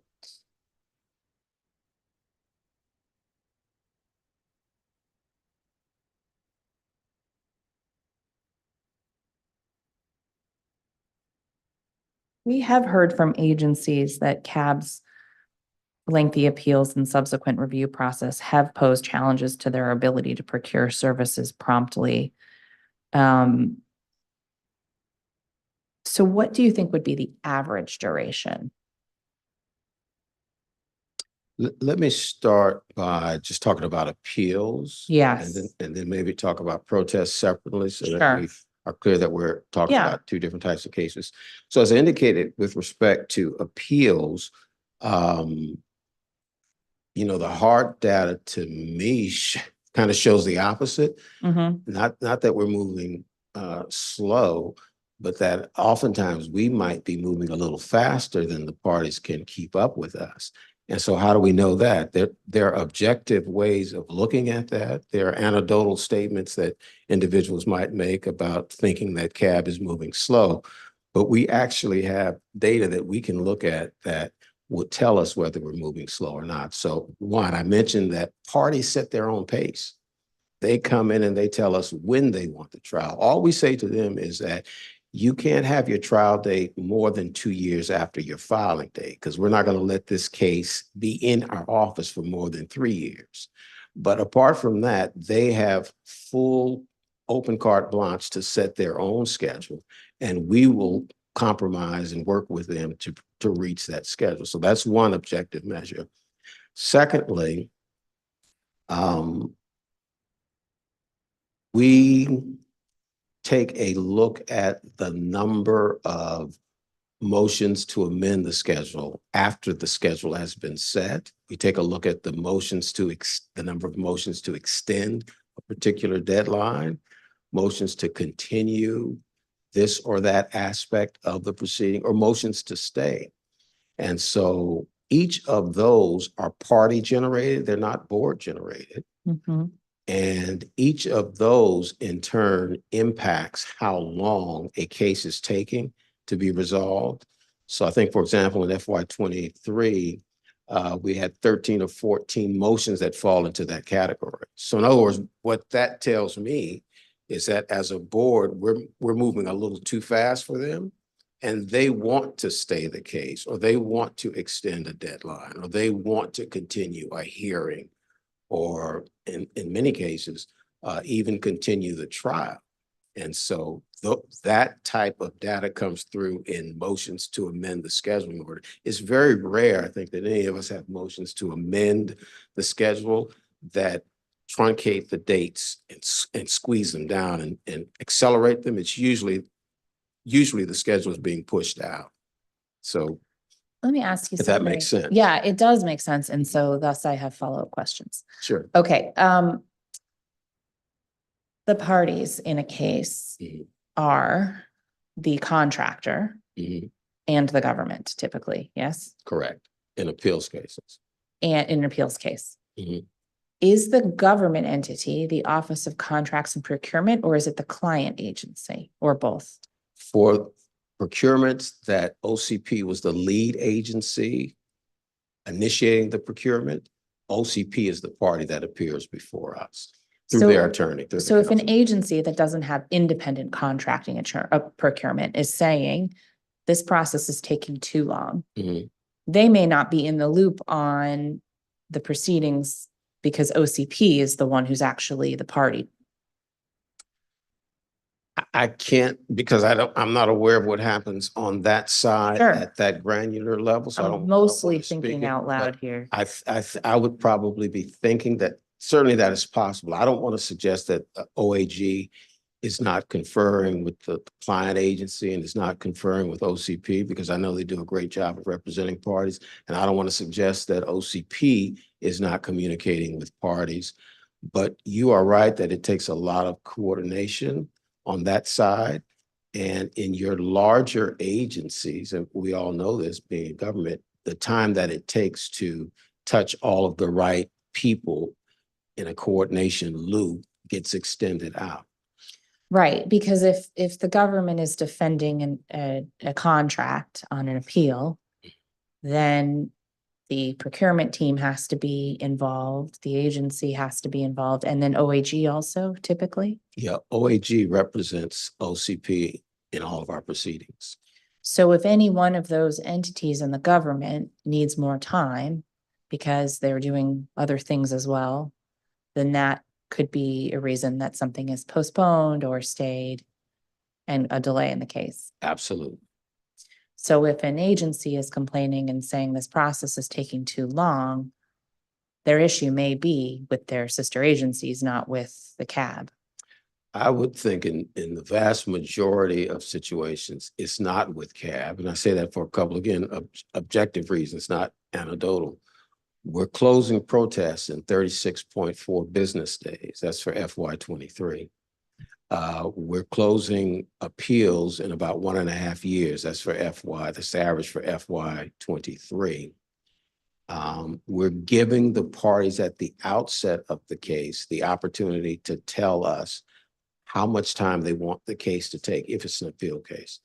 And they're coming back and telling us the time that they think that they will need to take for that particular case. So if they, again, as I'm repeating myself now, if they say to us, this is a pretty simple, non-payment of an invoice case, we can get this done in a year. We will not say, no, you can't have it done in a year. You just give us a schedule and we'll put it on our schedule and we'll set the trial when we need. We'll set the trial for 8 months out if you want everything to be done in a year.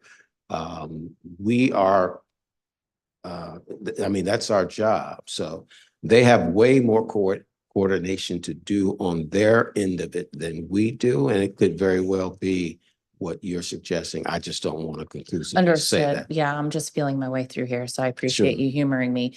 And in this process, is there a period of discovery? There's invariably discovery in appeals cases. It's very rare that I've seen parties waive their right to discovery. Which often takes time. Yes, it does. And so a party, if an appellant is the one who is requesting more time, it may be because they're still working through discovery, for example.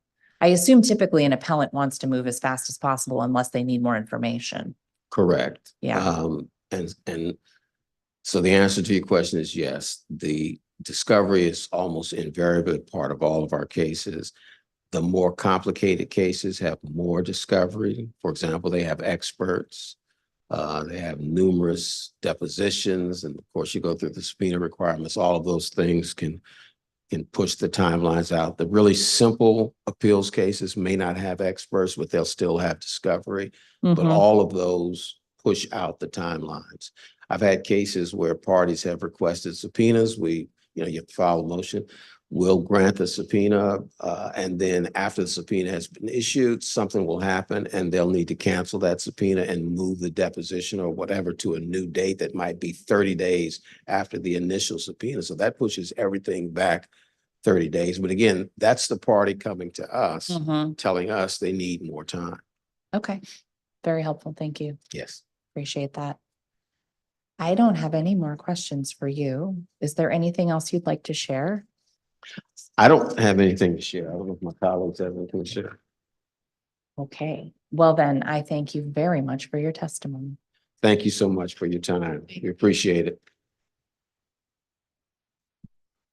We will now be joined by the Interim Director of the Office of Contracting and Procurement, Nancy Hapeman.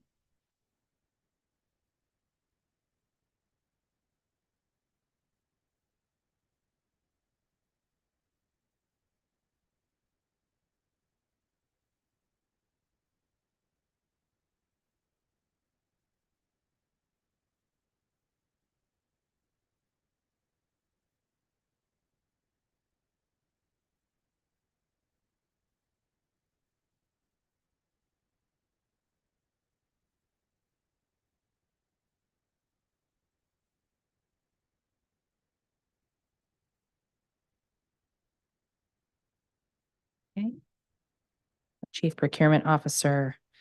If you could raise your right hand. Do you swear or affirm under penalty of perjury the testimony you are about to give to the Committee on Public Works and Operations is the truth, the whole truth, and nothing but the truth? You may begin your testimony when you are ready. Just make sure you hit the little circle to turn on your mic.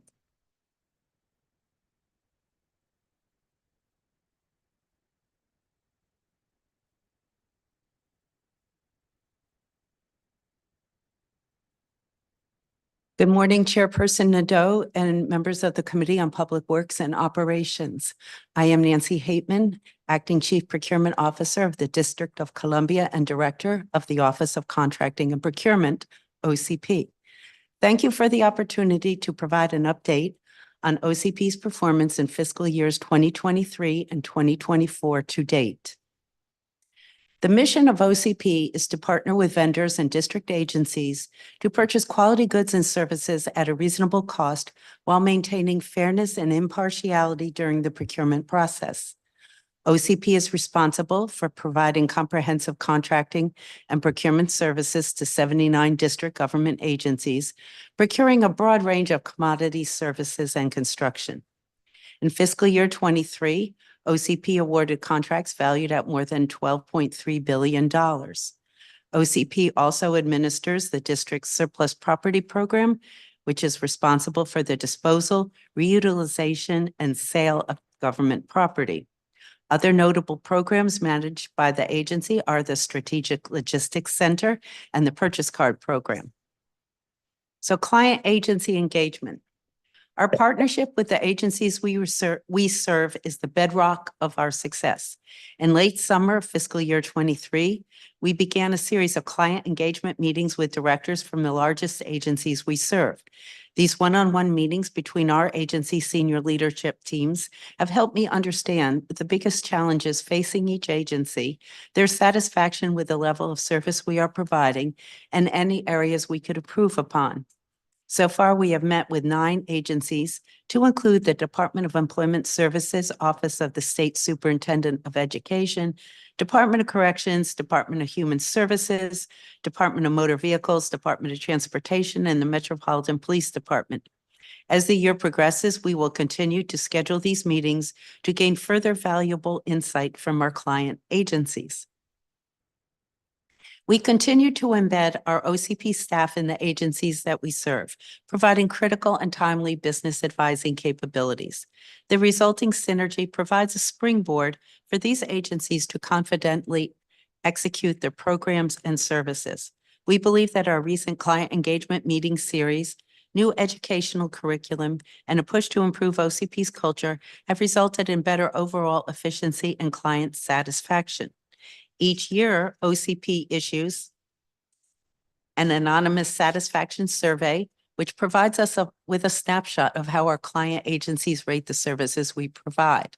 I'm proud to say that due to the tremendous efforts of our team, OCP's client satisfaction rate increased from 57.1% in fiscal year 22 to 70.6% in fiscal year 23. Vendor engagement. OCP could not accomplish its goals without the district's vibrant local vendor community.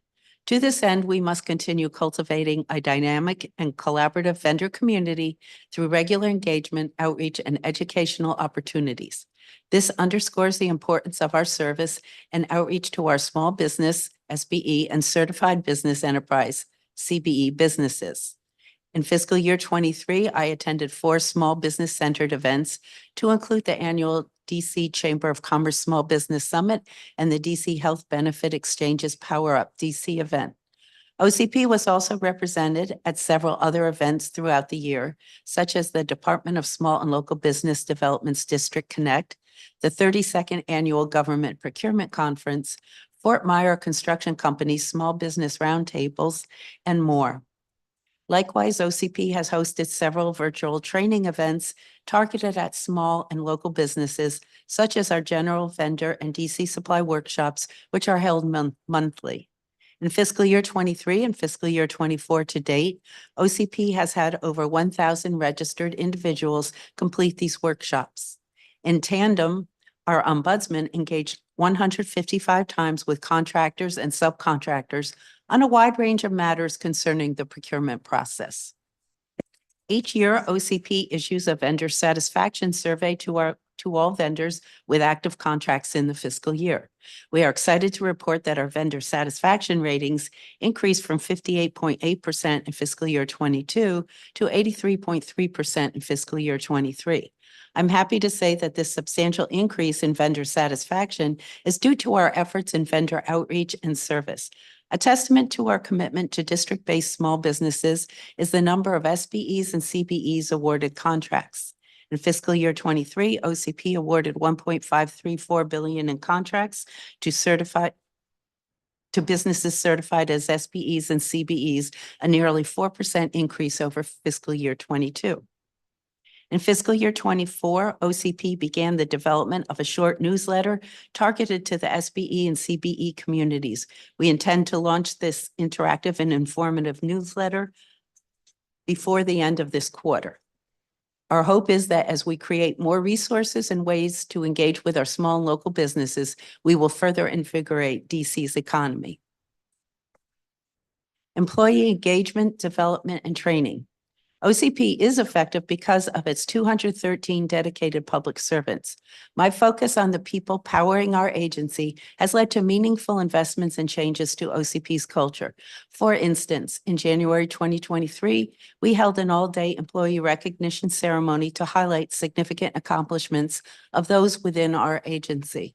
The event featured recognition of employee length of service, employees serving during the COVID-19 public health emergency, certifications earned through OCP, and employee-nominated superlatives. To further improve staff communication, we launched a newsletter from me, which highlights notable achievements and other important events within OCP. In tandem with our client agency visits I previously mentioned, we have also visited the staff stationed on site at the agencies we serve. This activity is still ongoing through fiscal year 24. Lastly, we engaged our procurement division and challenged each chief contracting officer to develop a unique and tailored team building activity for their team. Learning and development are key aspects of employee retention and the improvement of OCP's culture. In fiscal year 23 and fiscal year 24 to date, OCP's Procurement Training Institute, PTI, had 424 agency employee training completions and over 3,420 non-agency employee training completions. OCP has continued to develop its rigorous procurement training curriculum with the introduction of the Contract Management Organizational Capability, CMOC program. The CMOC program is an 8-week training course through the National Association of State Procurement Officials and the National Contract Management Association that supplements the tiered trainings provided by PTI. Since CMOC was introduced in fiscal year 22, we have trained 4 cohorts, with the 5th cohort starting this spring. The pinnacle of our training endeavors at OCP is our annual procurement symposium. This all-day learning event features keynote speakers and breakout sessions filled with engaging and enriching content. We regularly invite procurement professionals to join us from all district agencies and our colleagues in neighboring jurisdictions. OCP hosted its last symposium in November 2023. Throughout the year, we host a monthly roundtable series where we invite speakers to discuss a wide range of procurement topics in a digital environment accessible to all our staff. Lastly, OCP provides district agency executive leadership with training on the contracting and procurement process through the Executive Procurement Seminar. Surplus Property and Strategic Logistics Center. OCP also operates the district's Strategic Logistics Center, which serves as a central location for pre-positioned commodities and resources, the Surplus Property Program, newly purchased equipment, and the district and federal property reutilization programs. The SLC was established in 2020 as a partnership between DC Health, Department of Public Works, the Homeland Security and Emergency Management Agency, and the Department of General Services to support emergent logistics and warehousing needs in response to the COVID-19 public health emergency. Currently, the SLC is comprised of 5 warehouse locations, each supporting a specific activity. The Surplus Property Program is responsible for coordinating the disposal, reutilization, and sale of district government property. In fiscal year 23, OCP earned revenues of nearly $8.8 million from the district surplus property sales, which includes revenues from 4,126 auctions. In fiscal year 23 and fiscal year 24 to date, OCP processed nearly 1.2 million items of district personal property, which includes items such as vehicles, heavy equipment, furniture, and computers. In conclusion, I'd like to say we are grateful for the leadership of Mayor Bowser, City Administrator Donahue, and Assistant City Administrator Rodriguez, who have been instrumental in supporting us through the fiscal year. We also extend our appreciation to you, Chairperson Nadeau, and the members of the Committee on Public Works and Operations for their support and for providing us with this opportunity to testify. As we move forward, OCP is committed to continuously improving and growing as an agency to better serve the district and its residents. This concludes my prepared testimony. I'm now open to any questions you may have. Thank you very much for your testimony. Let's begin by discussing the agency's staffing and operations. Your agency has vacancies in almost every office, ranging between 1 and 7 positions per office. What do you think are the causes of these vacancies across the board? Well, I think one cause is the competition in the marketplace, both in the public sector and the private sector. Procurement personnel have a skill that's very much in demand in all sectors of the community, the public and the private.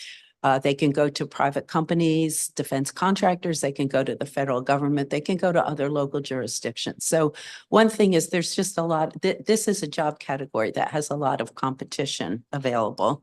And also you have to look at telework. Telework has become a significant enticement for many employees, and the federal government right now offers more telework opportunities that people want to take advantage of. So I think those are the main factors. How do these vacancies affect your agency's ability to accomplish its goals and meet deadlines effectively? Well, I think they do have an impact. I mean, we try to have the portfolio is managed by the existing staff to the extent we can. One thing that is good that we have with contracting specialists being a job category across so many people, if we need to relocate or reassign people, whether temporarily or on a longer term basis, we are able to do that as well. So it does have an impact, but it's an impact that we work to manage. When you temporarily reassign somebody, how does that impact a cluster where subject matter expertise is really key? Well, we would take that into account in who we manage. We're not going to damage or decimate a cluster in order to help facilitate with another cluster. We would figure out that. We have also been able to, in the past, sometimes supplement with temporary contractual support.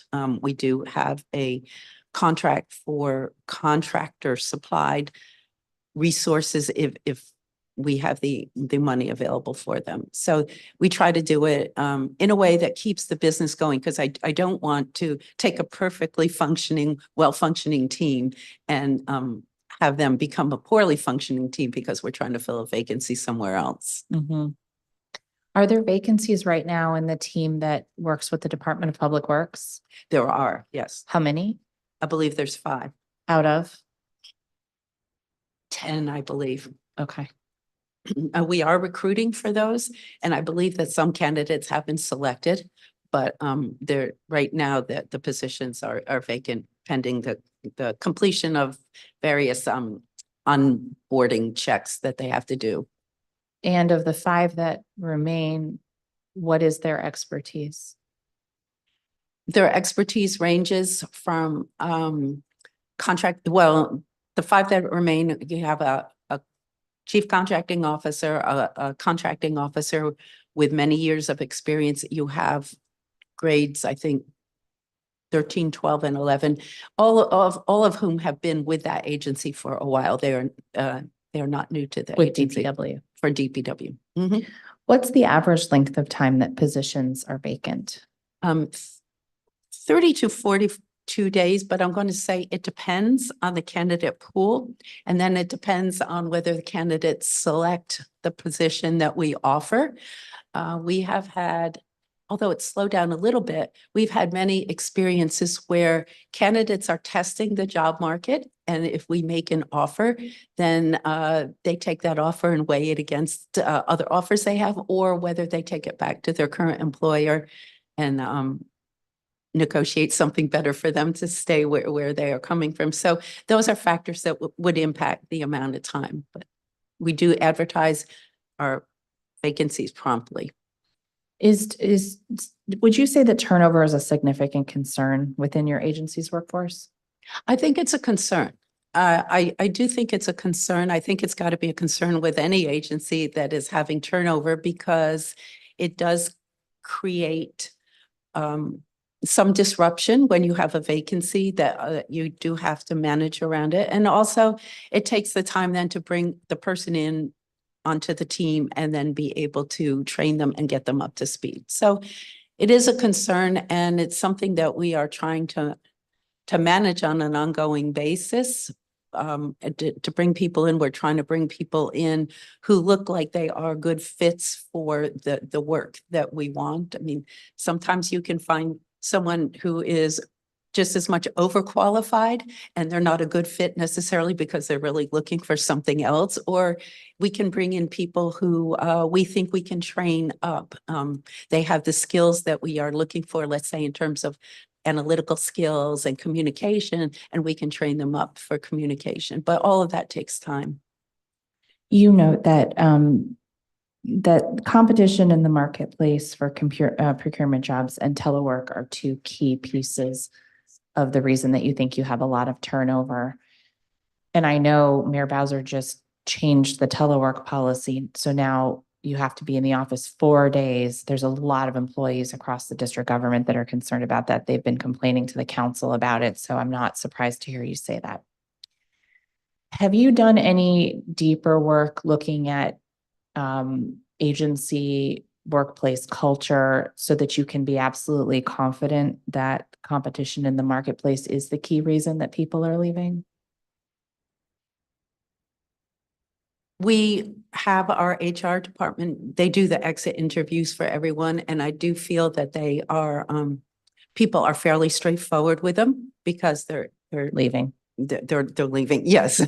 So I do think, and I do think we've just noticed from experience so many times, although the whole turnover has slowed down some, I will say that right after we came back full time and for like a year after, you know, there was always always the stories about the Great Resignation and things, and we were seeing people leaving. But I think that it has slowed down some. And so it's not the same impact that it was then, but we would try to get reasons why people were leaving. And oftentimes it was they just got something that fit their circumstance better, whether it was a little bit more money or they got more, or they took the offer from us and they were able to get the same money from the vendor, from the company they really wanted to stay with in the first place. So most of the times it was circumstances like that were cited. The reason I ask is because we do have one agency in our cluster that recently undertook a study, and they learned a lot of interesting things about the different circumstances in the workplace that were making it hard, even for existing employees who were staying. And so it is something that you might consider, especially given the number of vacancies. You may also have staff who are sort of hanging on, but feel like the workload is going to be a thing that pushes them over the edge. So sometimes armed with that information, we can leverage resources to help. And so I just offer that for your consideration. And I appreciate that. And I would also say that in the summer, right after we returned from the COVID, we did a survey of our workforce. We had done a survey in 2018, and then we did a follow-up survey in that summer. And we have been taking to heart the things that the employees said were important to them. And we've been trying to work on some of those, including more communication and more relaying of decisions or reasoning why certain things were happening. So we are making attempts at that based on the survey that was done right when we returned from the COVID break. I'm sure that I have a question about this in my memo later, but I'm feeling like I'm on a little bit of a roll here. I know, So we're I'm just good. gonna jump around a little bit. So we have heard from employees about the workplace, which I know you're in an aging building, in particular, a sewage smell. And of course, we understand you don't manage your own property. But what policies do you have that allow for a quick telework fix or something else that alleviates the issues in the building? And at what, how are managers able to enact that quickly? So our issues with the building, I think the longest standing one we've had has been heat, but right now the heat is working properly. But last winter, we had a problem where we were unable to heat most of the common area. And so we had the agency on that building, that portion of the agency was on telework for several weeks. So that was how we addressed it when it could not be fixed. We worked with DGS. They indicated an additional number of parts were needed to be installed. So over the summer, DGS did get those installed.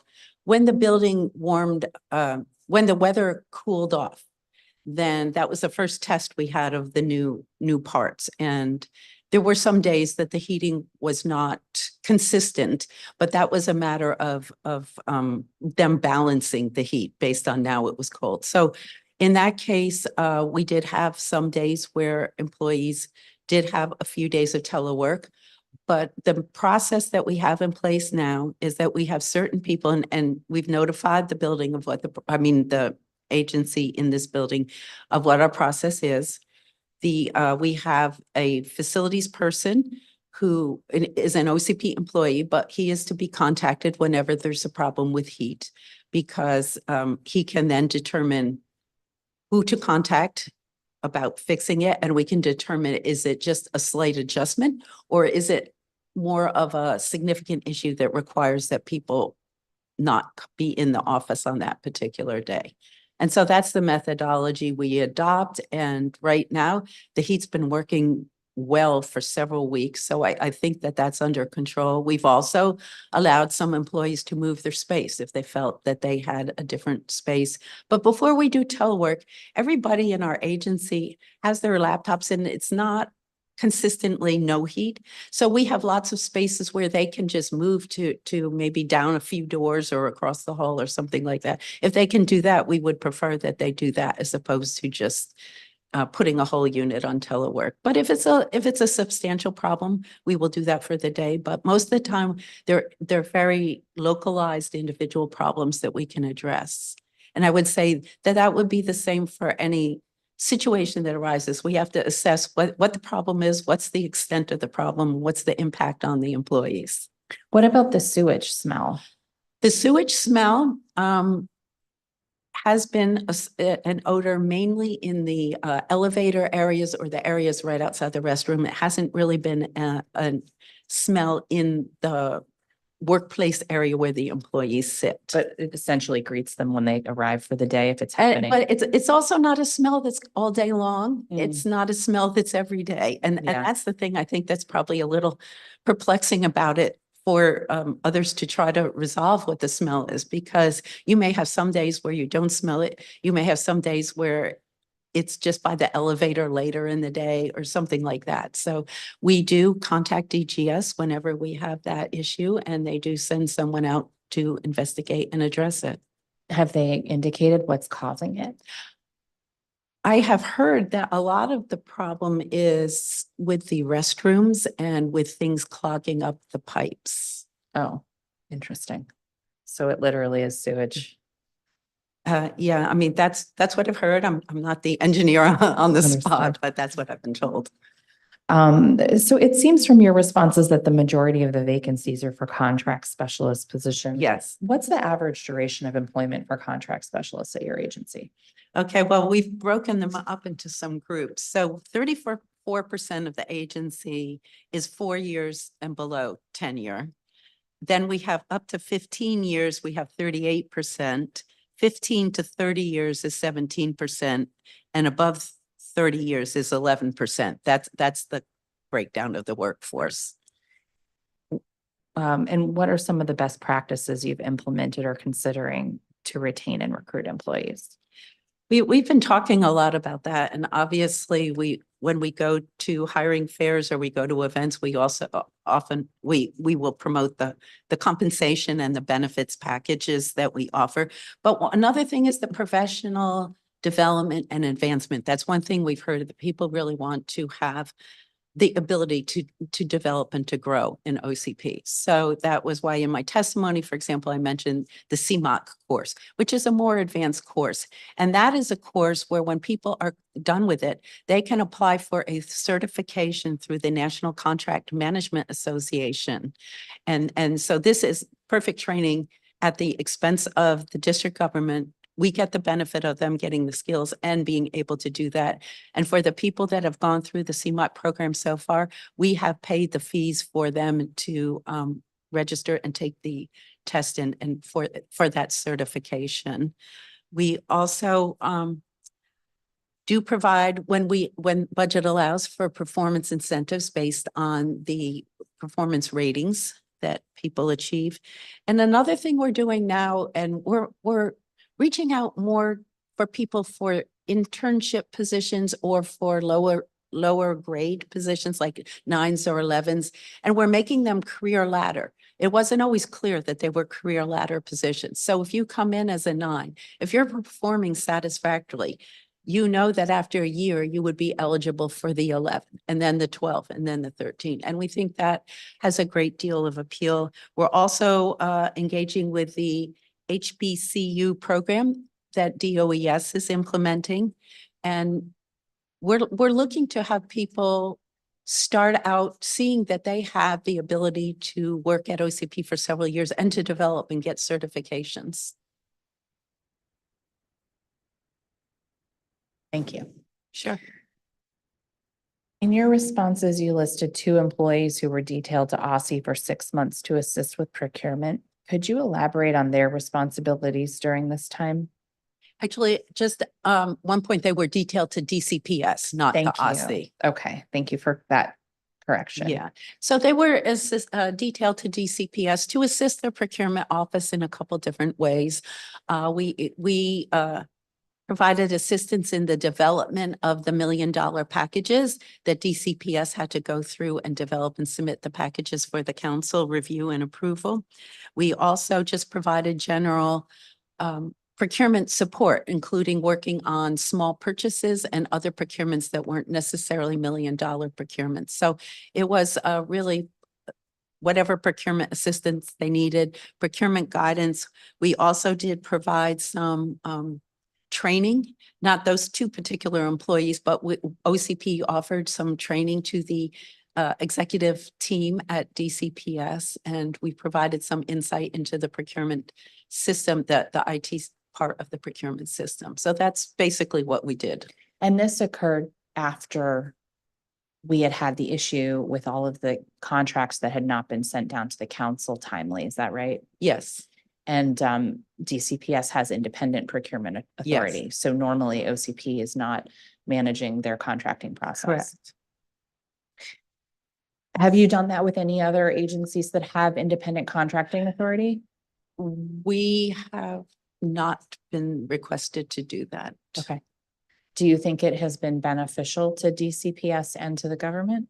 I think it's been absolutely beneficial. I had some really important conversations with she was a deputy chancellor, and then they hired their director of fiscal strategy, and we talked really about procurement, what a procurement office should look like, what kind of functions they should be thinking about, and I think it gave them a lot of insight into procurement and probably the importance of procurement to their schools. Several years ago, when I first became chair of the Committee on Human Services, we were having similar issues at CFSA. What do you think the challenges are with agencies in the district government having independent procurement authority? Well, I think one of the challenges is just, they don't get the benefit of the full support that OCP can provide. For example, we have our legal counsel, our general counsel's office, who's focus on procurement and procurement law and practice. We have our training institute, and while we do make the courses available to other agencies, they don't have, if you have a procurement office of 5 people, you're probably not going to develop a training institute. We do have OPIC, or Office of Procurement Integrity and Compliance, which can assist in reviewing certain actions. And so I think there's just what I guess I call them almost the wraparound procurement services that we can make available, that if an agency has a small procurement staff, they're not going to do that. Mhm. Plus also, I think one thing I know with contracting officers that I've spoken to, they like the support of an OCP, because if you're in the agency reporting to the agency director, they sometimes feel like they need someone to stand behind them. Mm. And so they like that there's a procurement professional organization that can support them as well. That's very important to note. Yeah. Thank you. Has the agency completed its work related to the integration of the district's integrated financial system Well, it's not, for for diffs? diffs. We're still working on our integration of the PASS system with the diff system, but that's part of the plan in order to go live with PASS in October. Okay. So the go live is October. Mhm.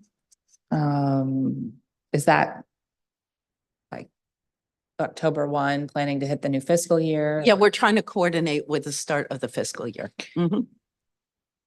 And that is not everything though, right? There's still more to do. There would be more phases to the PASS go live. It would be, the majority of the agencies, I'd say the next phase of the PASS go live is going to look more specifically at construction contracts. Okay.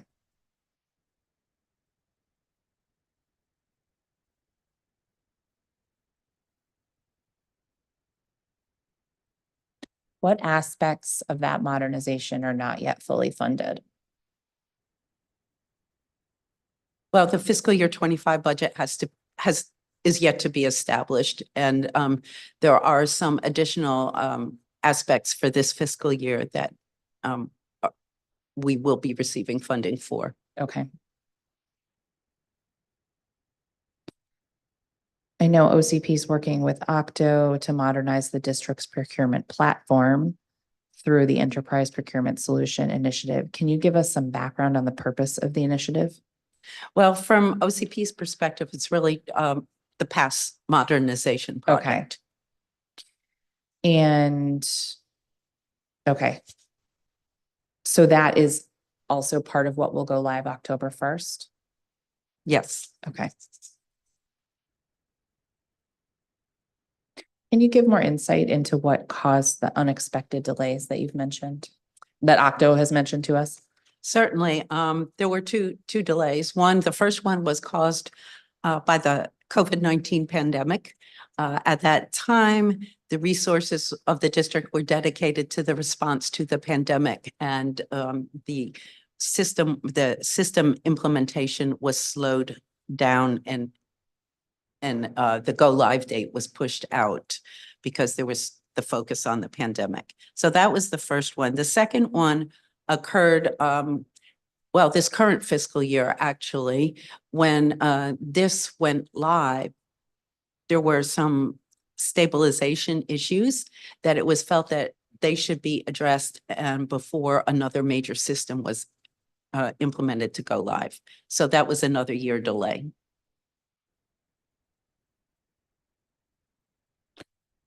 Essentially just going back and testing it and restabilizing it? Well, with this, I wasn't involved so much in the diff stabilization part of it, but I know that Octo was in the CFO's office. Right. So on October 1st, when we have the go live for the modernization here, what will users see? What can they expect? Well, I think the system is going to have an impact in a couple of different ways. One, just for the vendor community themselves. One thing is that they will be able to self-register. And that may not seem like a big deal, but they don't have to contact our office anymore to register. If they want to change their primary contact person, they can go in and do that. They can provide the information. They can control how they are registered in the system. Another one is that it will be accessible by mobile devices. Our current system is not. And so that means they don't have to be tied to wherever their computer is. They can access it through a mobile device. They can submit bids through their mobile device. They can do anything that they need to do mobily. So it increases the access a lot. We think in terms of the procurement people, it's going to have a lot of convenience in that we can draft more of the contractual documents in the system rather than doing them, let's say, in Word and then just uploading them to the system. So what they're going to see is probably documents developed quicker and more accurately, because part of the past system will have built into it some prompts and some guidelines and templates right in it that are there to either provide the standard language or prompt them when certain things need to be included. So I think it's going to improve the quality of the documents. And then the third part is the reporting. It will be much easier to get reports on various things. Right now it's probably frustrating for anybody who wants to get reports from the past system, and we will be able to monitor more steps along the way as to where a procurement is, who has it, what needs to be done, as well as giving agencies more information on what was procured for their agency. So those are the three areas that I would say it impacts people. Do agencies have access? Can they look into it? Into pass? I will have to say for the reporting, currently right now, agencies can't look into it and get reports. So we are developing a series of standard reports that will become available. Does the update reduce issues with compliance? So say a contracting officer is putting a contract together, but they're doing it on a Word document. By filling fields instead, does that help ensure they're checking all the boxes? It should, because they should be starting with a standard template to begin with that's in the system. And then there will be prompts for what needs to be included. So it would certainly just eliminate errors that cause because someone may have just gone into, let's say, a shared drive in the IT system and pulled up a solicitation that someone else had done, which may or may not be accurate. Right. Trying to think of some examples. So will it assist us with ensuring the implementation of the Nonprofit Fairness Act, for example, where a negotiated rate is in place for a nonprofit? I have not had discussions with the system people about that issue specifically. Okay. And what about, we heard a little bit in public testimony, and we'll get to this more too, but just for the purpose of this conversation, the EPS, the environmental standards, there's a checkbox apparently. Is this going to help ensure our compliance with that as well? I don't think that the checkbox that currently exists is going to be the indicator of compliance, and we're actually having discussions with DOEE about how we do that, because DOEE has to review this solicitation before it's issued and either say it meets the EPS or it's exempt. And so we're trying to figure out how we capture that information and capture the certification. And what does the certification look like? And can we do it in the system? Yeah, I was wondering, would DOEE then have the opportunity to do more in your system as opposed to after the fact? We're exploring that right now. Okay. any other agencies that have that type of role that would be useful for? Well, we're also exploring right now, and some of this may not happen by the go live date of October 1. Sure. But we also have to do the clean hands checks already, and we have to get some approvals from Department of Employment Services on First Source. So we're exploring how we can do some of these connections. But what we're also balancing right now is having a system that is definitely needed and an improvement go live without bogging it down and being held up by things that we know we're going to do, but may just not be ready by October 1. I understand. Yeah.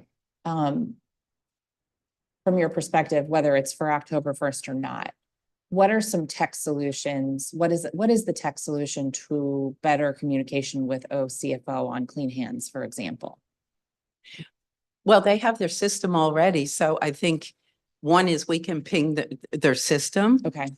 Then I think the other issue is with so many taxes being required in sort of how, if a problem arises with someone's clean hand compliance, then we're probably not in a tech solution anymore. It's really the vendor has to contact OCFO and work out what the issue is. Yes, which I think has been a challenge because OCP can't tell them what the issue is. You can only tell there is one. You're right. We don't know what the issue is. We only know they don't have clean hands. And do you expect you might get any more insights into that through tech solutions, or is there an opportunity to bridge that gap with OCFO at any point? I don't know that we can expect because I think the tax laws are specific about what can be shared with Mhm. other parties. Okay. Curious, we Yeah, deal with yeah. that from time to time Yeah. as a ward council office. Right. Okay, you mentioned in your responses that outreach to certified business enterprises is a priority of the agency. Could you elaborate on the methods your agency utilizes to conduct outreach to CBEs? Okay, so I think two of our biggest things that we do on a recurring basis are our general vendor workshop, which is for anybody who wants to do business with the district, including CBEs. And the other is the DC supply schedule workshop, which is specific to CBEs who want to be on our DC supply schedule program. And those occur on a regular basis. They are once a month. And so I think that that's one thing that we do. We also try to participate in as many events as we can. I mentioned in my testimony some of the ones that I have personally been a part of, but our ombudsman is just a great connection to the CBE community. He represents OCP at the DSLBD events where they want procurement representation. He deals with the PTAB. So, and many of the CBEs now know him and will reach out to him as well. So we use him as an important liaison with the CBE community. We are looking to do communications targeted to CBEs, probably some on the DC supply schedule as well, just to share information.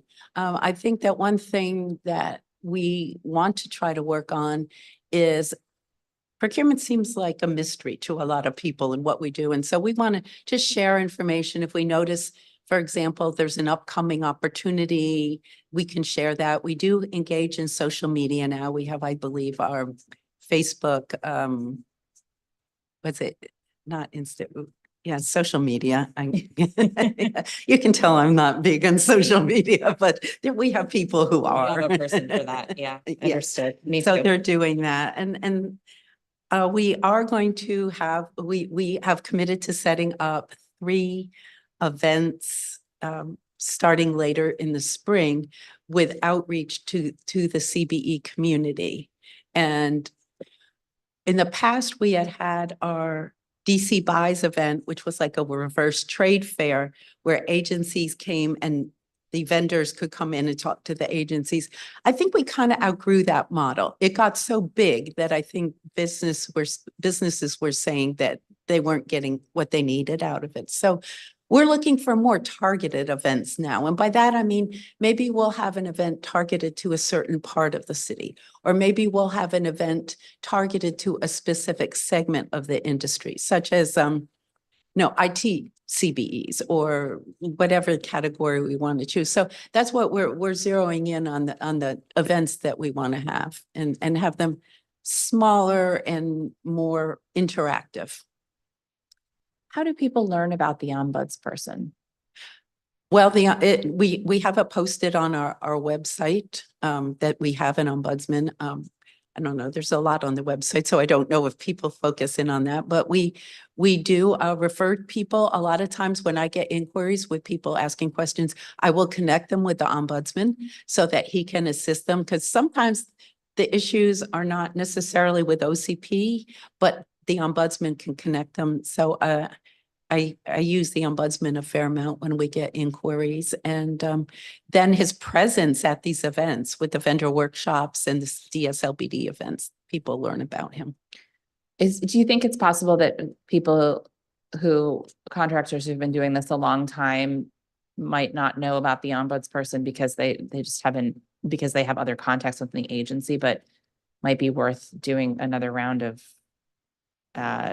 information about that? Well, yeah, it's possible. And I think we had mentioned that we were working on a newsletter. And so I think one of the items we can just include in it is a reference to the ombudsman. That's great. Yeah, that's not a problem. We're always looking for content.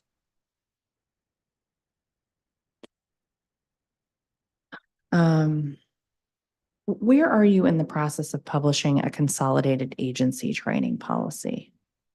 I would say we are in the middle, sort of the 50 to 75% range of that. The policy has been proposed by the chief learning officer, but we're also vetting it a bit within the agency with the senior leadership, with the chief contracting officers, and just trying to get the right mix of what the requirements are and by when staff needs to do that. So we're anticipating by Q4 that we will issue it. Thank you. Your key performance indicators show a notable drop in the percent of contractor performance evaluations that were completed in FY23 from 60.3% to 46.5%. What factors do you attribute to this decline? That indicator is a hard one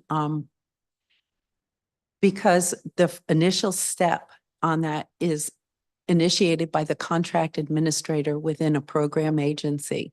So that does not necessarily reflect OCP's performance specifically, because if the contract administrator in the system does not initiate the evaluation, then nothing, the next steps in the system don't occur.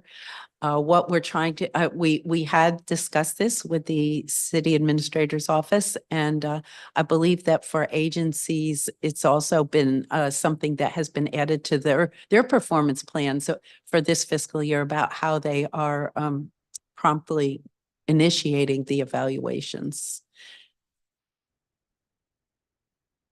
And can you elaborate on the significance of the KPI, this particular KPI?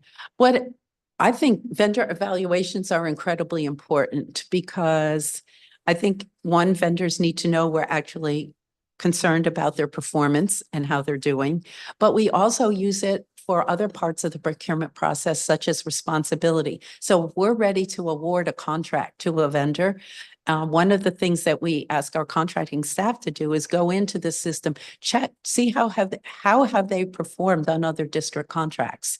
And if their performance has been stellar, that's great. If there's been performance problems, then we need to look into what they were and whether that company is ready for another contract with the district. Great.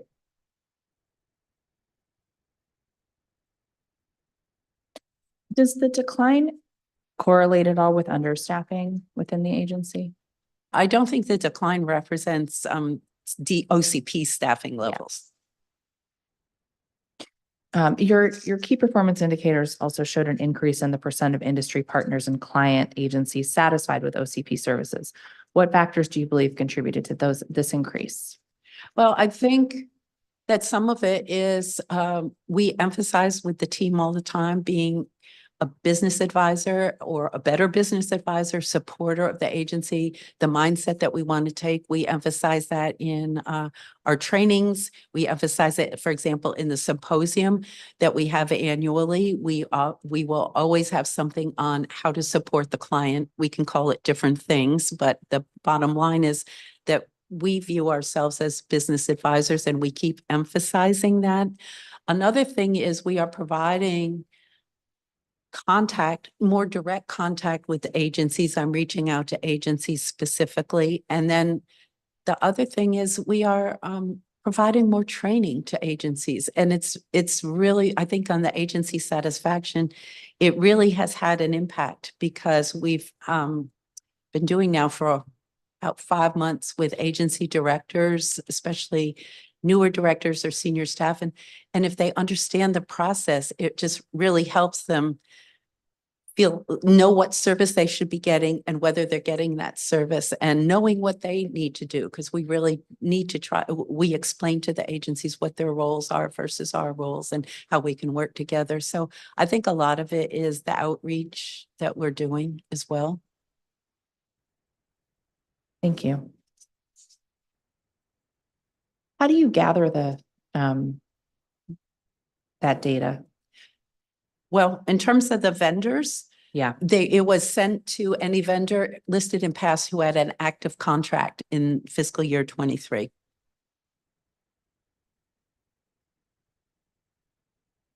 And the agencies? For the agencies, I'm not exactly sure how they did it, but I know it was for a range of staff from requisitioners to senior leaders.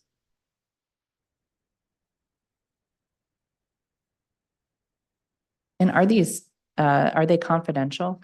I'm going to have to check on that. Okay. I'm Thank not you. sure what promises we made to people. Okay. And do the surveys include inquiries about potential areas for improvement? Yes. How can agencies express their dissatisfaction to you? Well, many of them just call me directly, email, text, telephone, whatever. And I am fine with that. I mean, we do have other layers of leadership depending on who they're dissatisfied with, but they can reach out to me. There's a deputy chief procurement officer. There's each agency is part of a procurement cluster that has a chief contracting officer. So depending on their comfort level, they can reach out to whomever they think is appropriate. And what are the common reasons cited by agencies for their dissatisfaction? Any recurring issues? Well, I think one is always timeliness. I think agencies want things right away, and I don't blame them for wanting things right away. But I think this is where some of the training and some of the conversations come into play, because we always try to, when I'm training the agencies, I always like to make sure they understand timelines and they like to understand what the steps are, because certain things are required by law that we cannot control. And so just making sure they understand the process. And we have in the trainings that we do, we have one part that lays out for each step of the procurement, we say the 6 phases of procurement. And for each phase, we say, this is what the agency primarily does, and this is what OCP does. This is what the agency has to provide. This is what OCP will do. And I think they find that very helpful. So in terms of how long it takes for a procurement process to unfold, my understanding is that some of the delays are back and forth between the agency and the procurement staff. And I guess I want to know, what does OCP do to reduce the amount of drafting, redrafting, et cetera, things that have to be done and tweaked that slow down the process? Well, one thing that we do is the training. We are going out to the agencies now, and where the agency's director has asked for, and we have a training series that we do usually within one day, but just on the procurement process, statement of work training, things that they need to provide, just so that agencies can understand what we need. And if agencies also feel that they don't have the sufficient in-house capacity to do some of that, we do have that contract that I mentioned earlier where you can get technical support. It also includes people who are technical writers and can provide assistance to agencies if they have the money to develop statement of work for them. Now, we also have procurement people, and we also have to recognize and have the procurement people understand how to communicate with the agencies as a business advisor. And so we emphasize that as well. Part of it, though, is an iterative process. So in developing the solicitation and statement of work, there is going to be some back and forth. I think it's a question of, it's got to be meaningful communication. And that's Right. what we try to emphasize. Exactly. So like, it's not meaningful to have to go back and forth on the statement of work 10 times because the person initiating it didn't have the training to write it the first time, Mhm. right? That to me is a place where that technical assistance you're talking about is key. How many agencies take advantage of that contract? We had several that took advantage. I can think of probably about 5 that did that. Okay. Did it improve the process? I think it did, and they were probably using, as I recall, they were using them on not the regular run of the mill type procurements, but things that were a little bit more complex, and it did help. I know DPW, for example, hired somebody specially to write contracts because they felt like they were spending too much time going back and forth and trying to make sure those statements of work were where they needed to be to speed up the process, which I think is something we want to avoid. I mean, maybe not. I mean, what do you think about an agency hiring their own person for that type of thing versus taking advantage of the TA that the contract has? Hiring someone to help them write. Yeah, I mean, I statements guess or- I'm thinking of it as kind of a negative that they had to do that, but maybe that's not the right thinking. Well, I think that depends on the agency and what they have. And some of the things we procure, they're new things that we've never bought before. And so it's best to hire the expertise to do it if they're new things. The expertise is out there in the industry, not necessarily within the government. And so I think that helps us understand what should be in a procurement, what should be in a scope of work. I think there's other things too about it. Most people in the agencies are already running an operation. And do they have the time to really devote Right. to writing a statement of work? That's another thing. No, I think that's a key piece of it. And the question is like, if that's common, then what is the solution? Everybody getting a new FTE or something changing at OCP? Well, OCP, we can provide the training, we can make tools available, but we don't write the statements of work. And I know sometimes agencies will say to us, oh, you should write it. Yeah. But I point out to them, they don't want me writing their statement of work because I don't know what they need. I don't know anything about or enough about their program. It's kind of like if I were to write a scope of work or specifications for a fire truck, it wouldn't look like a real fire truck. So Right. I mean, and that's you. And obviously I wouldn't either, but what about the team that works with that cluster? Do they not have that expertise after working with them that many years? probably not to write the entire scope of work because also, and just to stay with that example, different firehouses are different sizes. They have different union requirements for what must be in certain trucks. And I think the program expertise is really important. And the development of the statement of work is really more of a collaboration that the program can put it, define what they want, but we should be able in OCP to put it in the procurement speak that is needed. So this is important. I think that makes sense. And now I'm thinking sort of through the rest of the process of how it ultimately a contract is decided. So the agency has the expertise, they're going to help with the scope of work, the statement of work, and then, the procurement team takes it and there's back and forth, but in the end, OCP makes the decision about the contractor, even if the team isn't the one with the subject matter expertise. And I'm wondering how we get the right result. Okay, well, I'm going to say that OCP alone does not decide the contractor choice in many instances. Okay. And so It will vary on the complexity and the dollar value of the procurement. So for example, a small purchase, if we get something in quote for a table and that we have the specifications, we can just go with probably the low quote. But if we don't, sometimes people send in things and say, if we said, the table's going to be, I don't know, mahogany, they might write in, I can't give you mahogany, I'll give you cherry. We'll have to go back to the program and say, look, this is what the contractor did. In the request for proposals, the agencies absolutely have a role in the evaluation of the contractors. There's the technical criteria, and they have the technical advisory panel who participates and judges the technical proposal submitted by the contractor. So there is agency participation. It just, the level and type of it varies depending on the type of procurement. When we're talking about the procurement of services and it's an ongoing service that's been provided and it's essentially the renewal of a contract, but there may be new entrants into the market. How much is the incumbent contractor given additional weight in any way? Incumbent contractors generally have the advantage of incumbency. Yeah. Regardless of what the solicitation says. Generally, no, we don't give additional weight per se that if you are the incumbent, but there are some factors in an RFP, for example, the law does require that we consider past performance. So, and a contractor who is an incumbent will have that past performance. Some may have it on other contracts, not necessarily the district. So the incumbency advantage may not be as great on that if others have that experience elsewhere.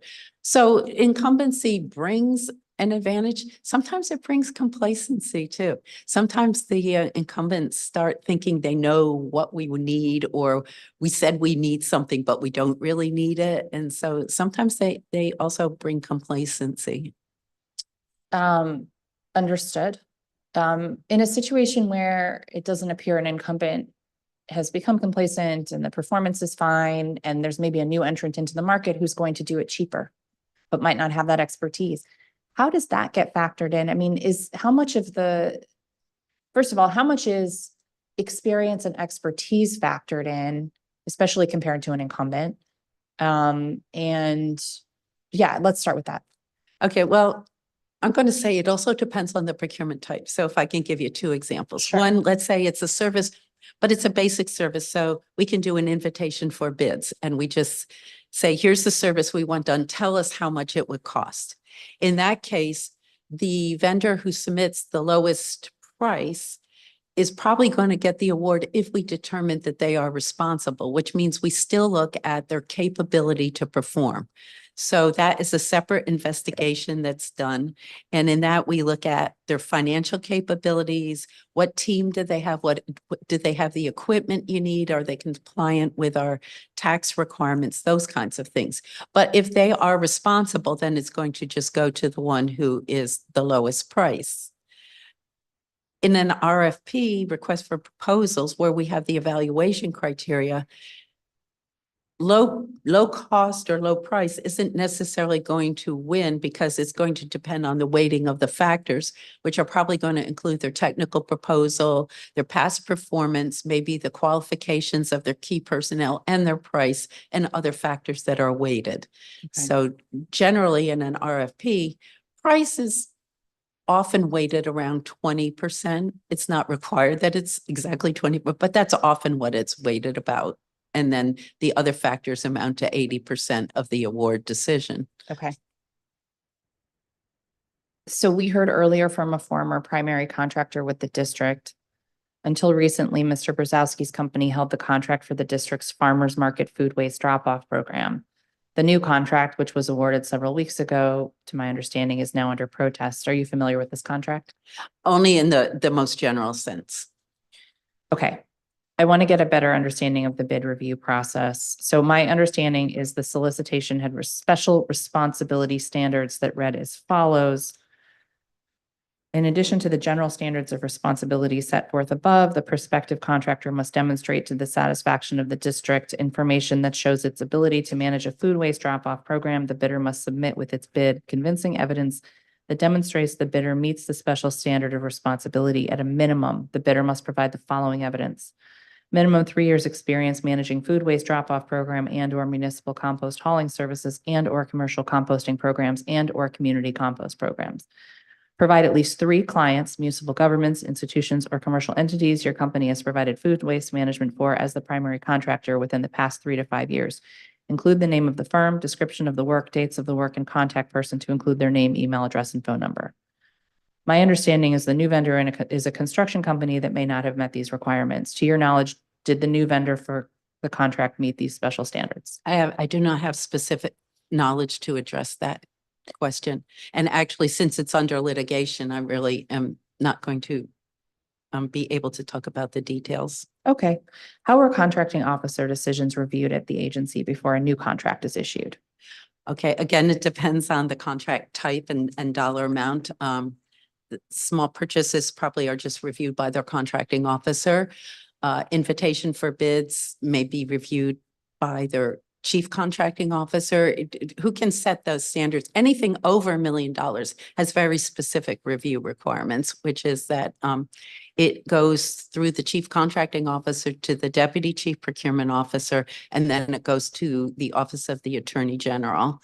And prior to that, we have a separate review requirement for requests for proposals. If the procurement is a request for proposal, which is going to apply to things over $100,000, within that range, before we begin negotiations, there is something we call a procurement review committee, which needs to review the initial evaluation and the contracting officer's proposed action, whether it's to award to the highest ranked or whether it's to have a competitive range and negotiate with a number of vendors. Okay, so for a contract like this, then that would have been in play with the procurement review committee. I don't know if that contract was an RFP or not. Okay, so as you mentioned, the procurement is now under protest, and I noted earlier what the law states with respect to the ability to proceed with an award when it's under protest, which is that a procurement or award may proceed if the director makes a written determination supported by substantial evidence that urgent and compelling circumstances that significantly affect interests of the district will not permit waiting for the decision of the board concerning the protest. Did you issue this determination in this case? While I heard that this morning, I checked and I was told that that determination was done and issued. And I would like to say in this case, I noticed that it appears that there is a protective order in place, which also means that the documents go to the party's attorneys. And I was told the document went to the gentleman's attorney and they did not object. Okay.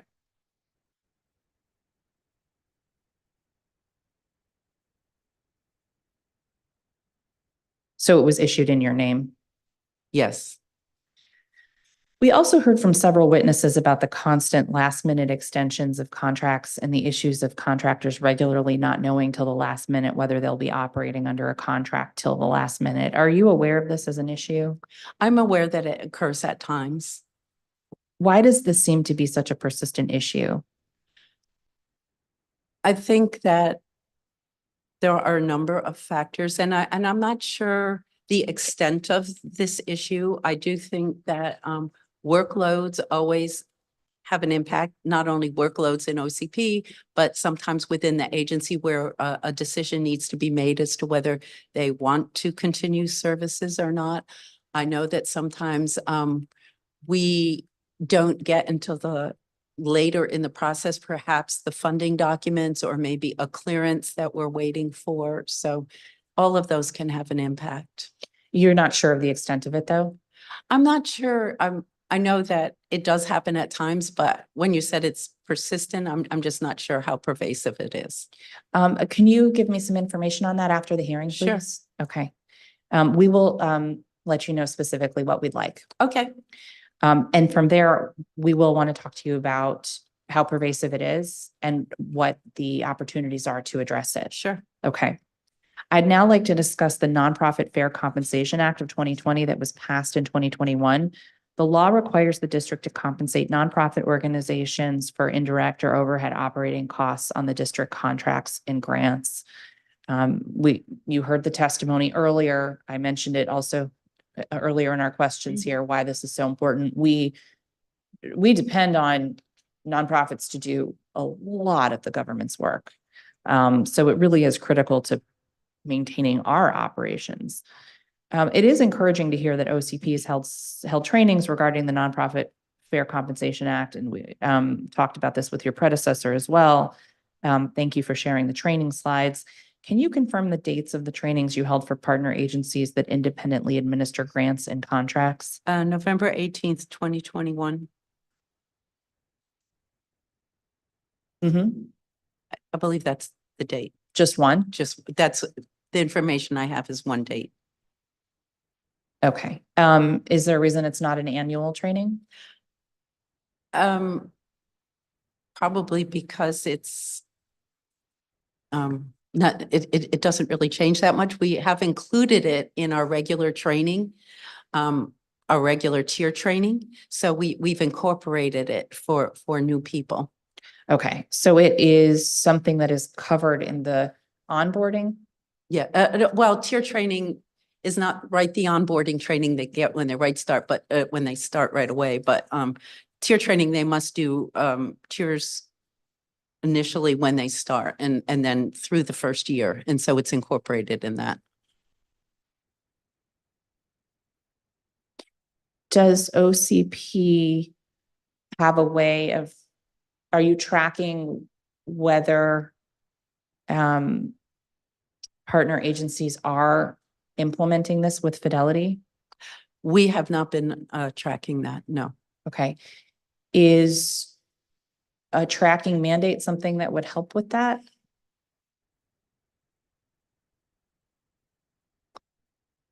I'm not sure that we need a mandate. Okay. A legislative mandate to do that. I think what we can agree is we just had a meeting of the Best Practices Committee recently. Great. But what I can do is, as we're starting to do more communications, we can do a communication to the other agencies, reminding of this, linking to the clauses as well. Okay. And then in the regular tier training, are we able to verify that just happens for everybody in these roles? How would we verify that everybody's gotten that? It happens for everybody in OCP. The Okay. independent agencies can do what they want, but actually that's part of the position description for new employees in OCP. So it does happen for all contract specialists.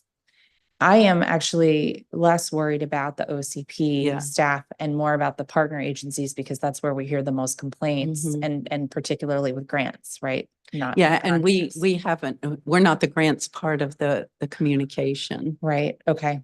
Do you have any recommendations on where in government we can best tackle this? I think the internal services cluster, I think someone earlier mentioned they were talking to Assistant City Administrator Rodriguez, and I think that's the place that I would recommend. Okay. Regarding the training slides that were submitted in your oversight responses, could you explain the decision not to include and discuss standard solicitation language that peers could replicate in their contracts and grants? I'm sorry, could you repeat that? Absolutely. In the slides, can you explain the decision not to include and discuss standard solicitation language that peers could replicate in their contracts and grants?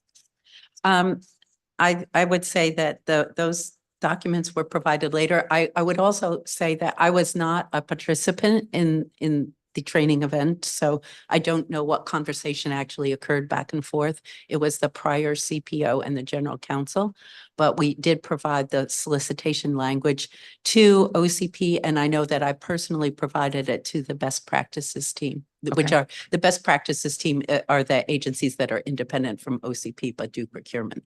Thank you. And do you know what plain language was used during the presentation to explain what indirect cost rates are for what a negotiated indirect cost rate agreement is, or how to calculate an indirect cost rate when a NCRA is not in effect?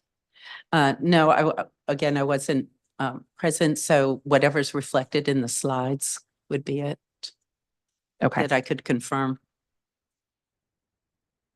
In your responses, you indicated the agency's continuing training sessions. Can you elaborate further on upcoming training plans for district agencies?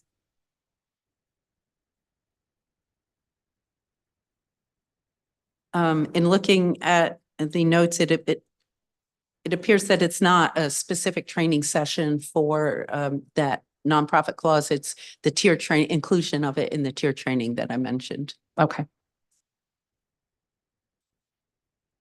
And will upcoming trainings be mandatory for all program officers and supervisors that deal with grants and contracts?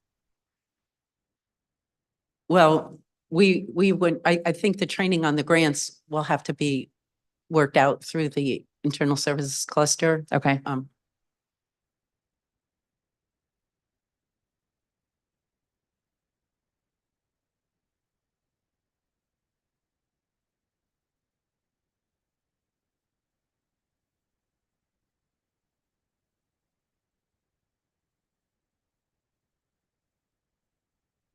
Okay. Can you please, sorry, hold on. My tech is jumping all over Mhm. and I'm going to be right with you. All right.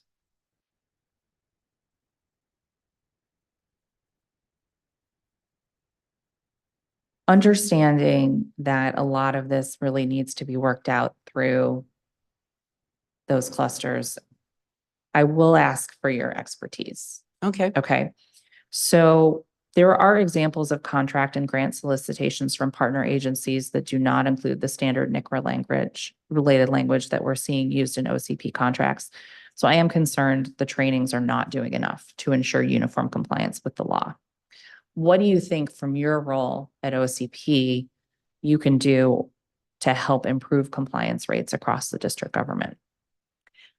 Well, I think one thing I just mentioned was I'll do another communication to the Best Practices Committee Thank you. about this, referencing the law and the solicitation clauses, and that would go to the procurement people in the agencies. Okay. Is there any additional legislative authority you need to help implement the law? I cannot think of any at this time. Okay. Okay, and for the 2 listening sessions that OCP held with community partners and vendors in 2023, could you provide the committee with a list of attendees? I will have to check to see that is available. I know, I do know that they were done virtually. Okay. So I'm not sure what kind of attendance list is available. Were participants represented across all district agencies or only partners that OCP has jurisdiction over? I do not know the answer to Okay. that. How were the listening sessions publicized? They were publicized through vendors, any vendor registered in OCP's procurement system received a notice. And also the information was shared with the Coalition for Nonprofit Equity so that they could share with their contacts. Great.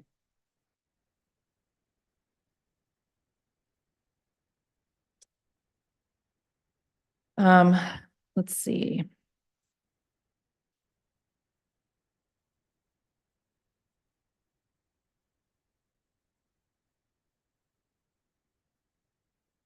Do you know what questions or requests were raised by nonprofit service providers during the listening sessions or any common themes? I do not have information on that. Okay. All right, let's move on. I am very pleased to see OCP using complete, accurate, and standardized indirect cost language in solicitations.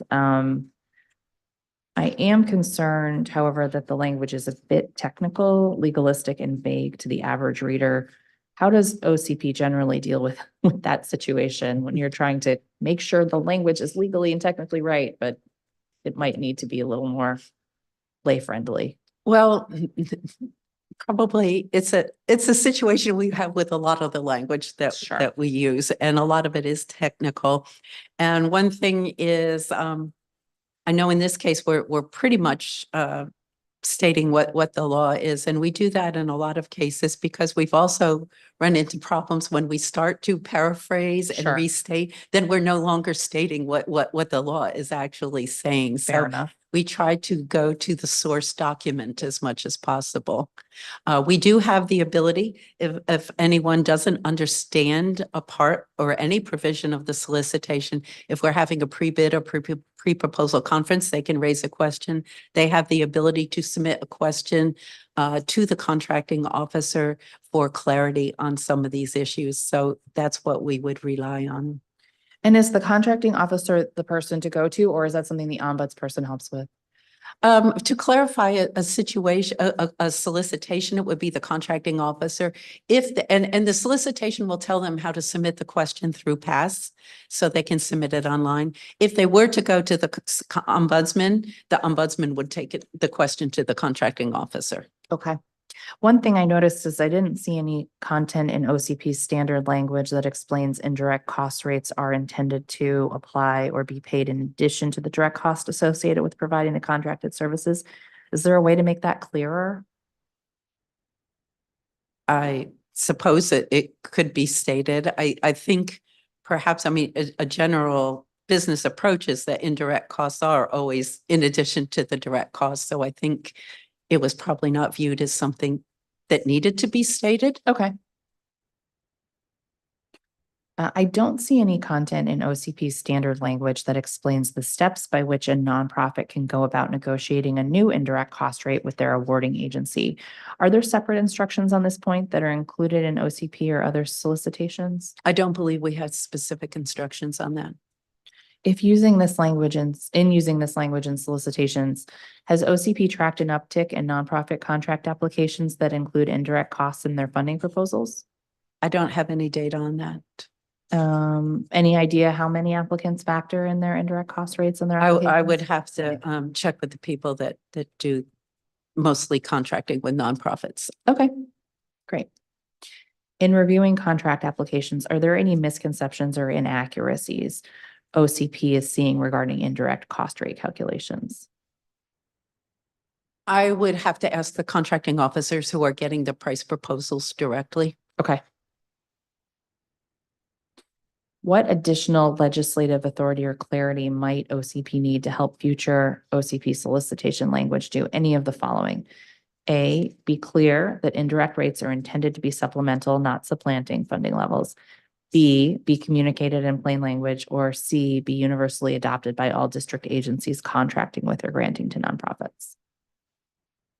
I don't think legislation is needed for any of that. Okay. So an ongoing conversation then with the committee to sort through the ways we can do that? Yes. Okay.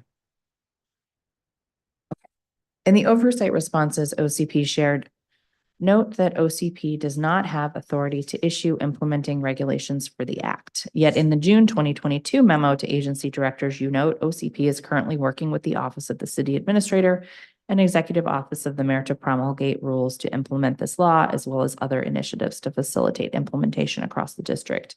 Can you please clarify who has authority to develop regulations for this law and what specifically OCP's role is in supporting that development? Under the statute, the statute states that the mayor has the authority to issue the regulations. And OCP is working with the team that the Internal Services Cluster with ACA Rodriguez is leading and participating from the contracts perspective. So when it says that the mayor has the authority, it really can mean any of you. Well, then the mayor would delegate the authority to whomever. Right. And in this case, I'm not aware there's a delegation. interesting.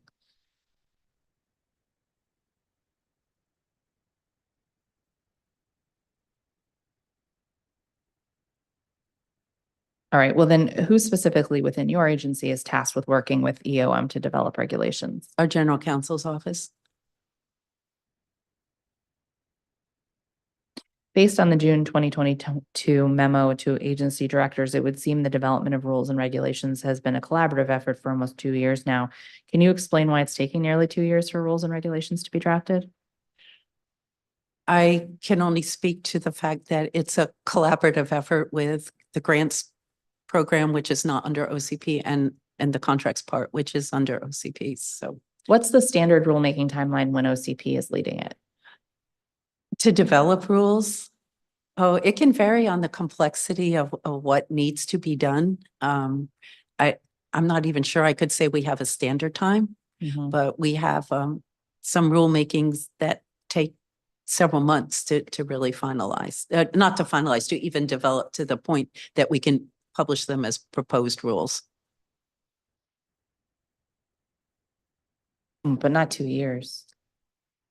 It depends on what's going on, I guess. What conversations has OCP had with nonprofit contractors and community partners to help with the development of clear and accessible regulatory language? I'm not sure what the general counsel is doing that. I'm not sure whether she's had things, she's been a participant in the listening sessions. And she may have had other meetings that she's been a part of, but she's the one who is the main contact. Is she here today? Not here, no. What upcoming plans do you have to engage these partners in regulatory drafting? The plans would be whatever are developed by that group from the ACA's office.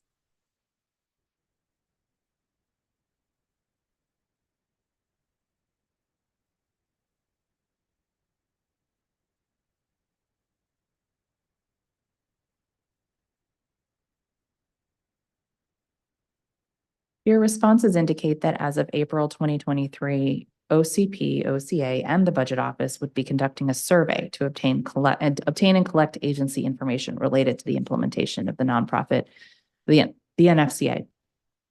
Can you provide an update on the results of that survey and any cost estimates that have been conducted by OCP or the Office of the Budget and Performance? I do not have any information on that.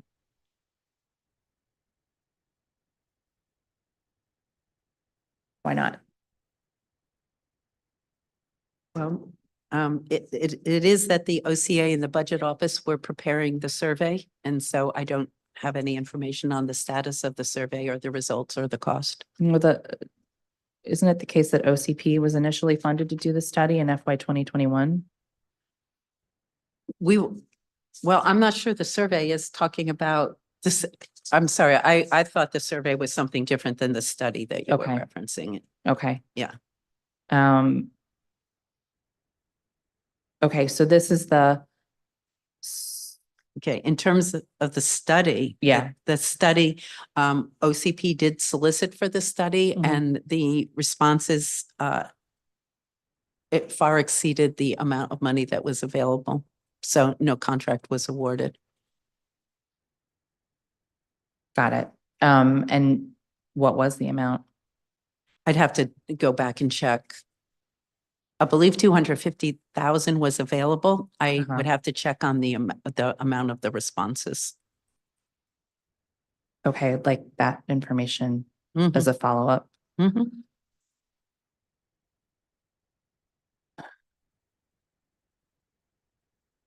You are confident that you do have numbers, though? You have hard numbers?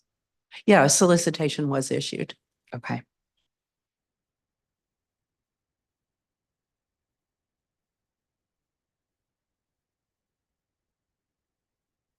All right, so I saw in the April 2023 listening session slides that OCP works with program agencies to apply the NFCA to all contracts regardless of the contract value, which is positive. Can you confirm if this means that OCP has paid indirect costs to all contractors in addition to their baseline rate for direct services? I would have to, that's probably related to the data we talked about earlier. Okay.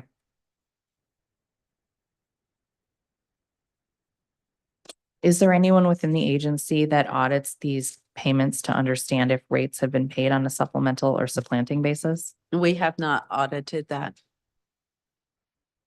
Okay.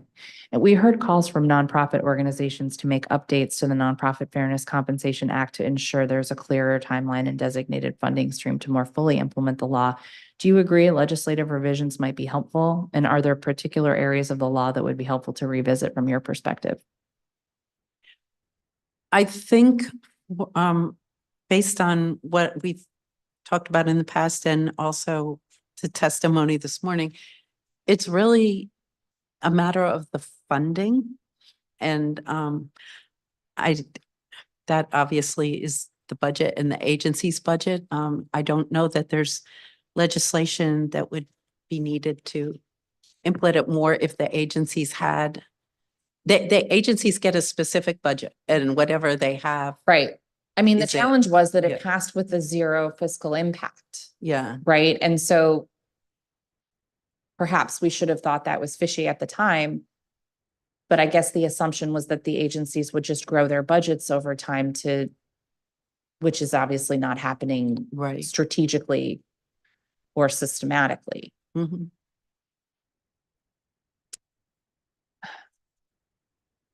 But OCP, by providing that data, could give us some insights and opportunity into how this can work, because OCP has been attempting to implement with fidelity, whereas we don't necessarily see that in the granting agencies. And so I'll look forward to reviewing that with you, because is a money issue, but the question is, we're not just going to, I mean, what do we do about it, right? We're not going to just say, okay, Mayor Bowser, you need to do this % increase across this many agencies, because that's never going to happen. And I think the discussion has been around, do we need to create a fund to sort of kick us off? But that also creates other problems, because it means that it's not happening organically within the agencies. Mhm. So I will be interested in your thoughts on a later date Okay.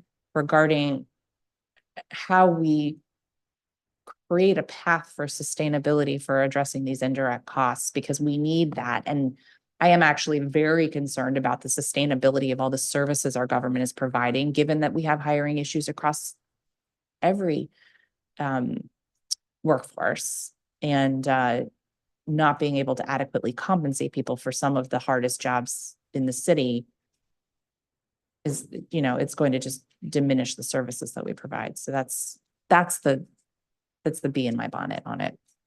Okay. All right. Regarding pending lawsuits naming the agency as a party, 3 of them involve significant claims from employees seemingly linked to the behavior of OCP management, and these claims include allegations of unlawful termination, failure to accommodate, and retaliation. Could you provide any information on the status or details of these cases?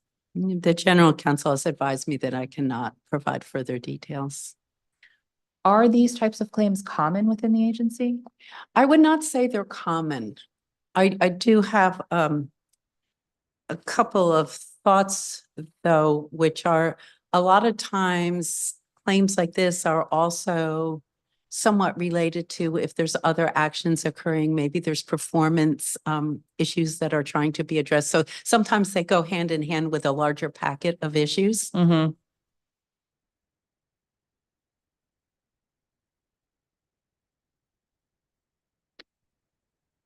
Now, while I try to typically avoid involvement in individual agency personnel issues, the committee has witnessed instances where OCP failed to accommodate and heard reports of retaliation and harassment. Is it acceptable in your view to require employees with stage 4 cancer to work from the office against medical advice? I am going to say that we never want to require anybody to work against medical advice. OCP does follow the requirements for the ADA requirements for the paid family leave for the FMLA. But employees also have a requirement that they need to submit the documentation that establishes that they have a condition that requires that establishes eligibility for those programs, or a disability that needs to be accommodated. I would say that in this case, which I am somewhat familiar with, and with others, we did say that the person could telework pending submission of the documentation. I think we had multiple cases actually. Well, we had 3 cases total where we said they could all telework pending submission, and we gave them an additional time frame for submitting the documentation. At least one of them only received that accommodation after my office got involved. So do you have any idea why that is not something that is happening as a matter of course with HR? I would say that all employees have been given an opportunity to supply the documentation, and sometimes employees fail to provide it within the time frame that they're supposed to. So I'm not saying that everybody is in that case, but that has happened in some of the situations that we have. Okay. I guess I would just say it would seem like logic should prevail when you have an employee who's saying that their doctor is saying they can't come in, even if they haven't submitted the paperwork, that folks would want to bend over backwards to accommodate that and make sure that they got all of that filed. We try to be as accommodating as we can be, but sometimes there are circumstances very specific to a particular case that require additional actions. So Weingarten writes, Yes. they guarantee an employee the right to union representation during an investigatory interview, and employers violate these rights if they proceed with an investigatory interview while refusing an employee's request or retaliate against them for making the request. Is agency leadership and HR staff knowledgeable about Weingarten rights? Well, I would say that they are. But I think there was I know there was a situation where there appeared to be there was a communication that appeared to misunderstand what the Weingarten rights were. As soon as that was brought to our attention, the general counsel and the HR director did confirm the understanding of what the Weingarten rights were, and we informed the Mr. Scott that we understood them, and that had been an erroneous communication, and the HR employees have received the additional guidance on Weingarten rights. Thank you. So you do not expect to be an ongoing issue? I do not expect it to be. Okay. In FY23, your agency underwent 5 investigations of alleged workplace bullying, with a new one pending for FY24. Additionally, there were at least 3 investigations of employee misconduct from FY23 and 1 ongoing for FY24. This pattern raises concerns. Could you provide information on how many of these complaints were filed against a colleague versus how many were filed against a supervisor? Okay, it looks like 2. Okay. It looks like all except 1 involved managers. And one involved a manager, but they were not an OCP manager. They were a manager in a different agency. I see. So 2 separate ones involved managers, but only 1 at OCP? Yes. Okay.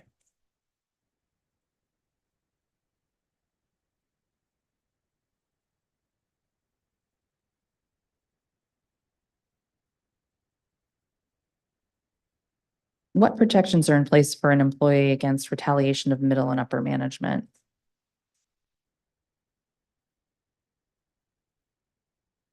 Well, we first will initiate when there's a complaint, we will initiate an investigation first of all. And at that stage, we will make a decision on what needs to be done then and there.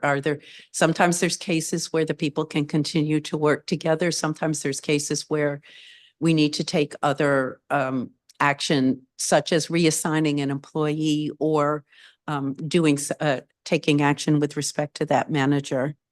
So we will determine based on the incident what level of action needs to be taken.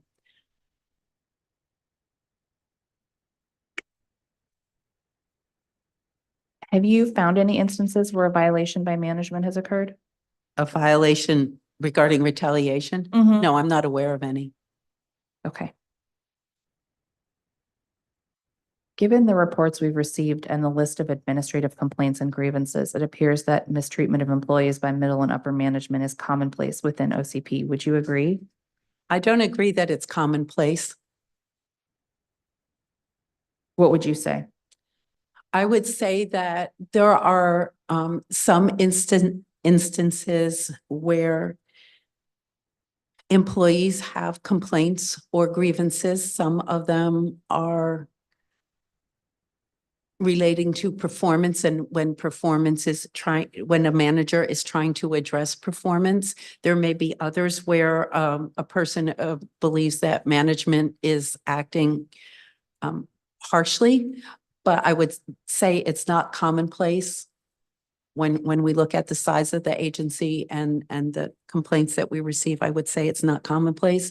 And we also engage in training for our managers so that we can give them leadership and management training. If we see that there may be a situation where we need some training intervention, we will work with DCHR to bring in someone to help facilitate a situation. Thank you. I do have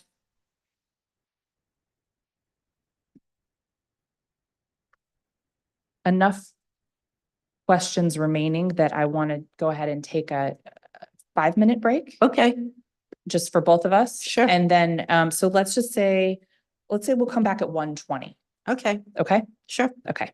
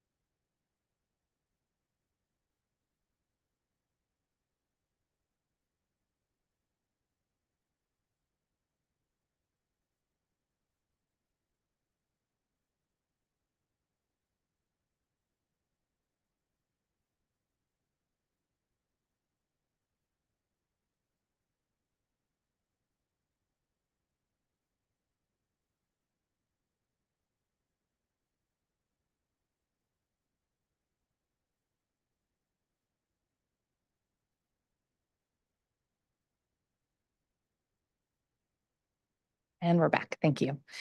Okay, so in your answer to a question a few minutes ago, you said that council recommended you not comment on pending litigation.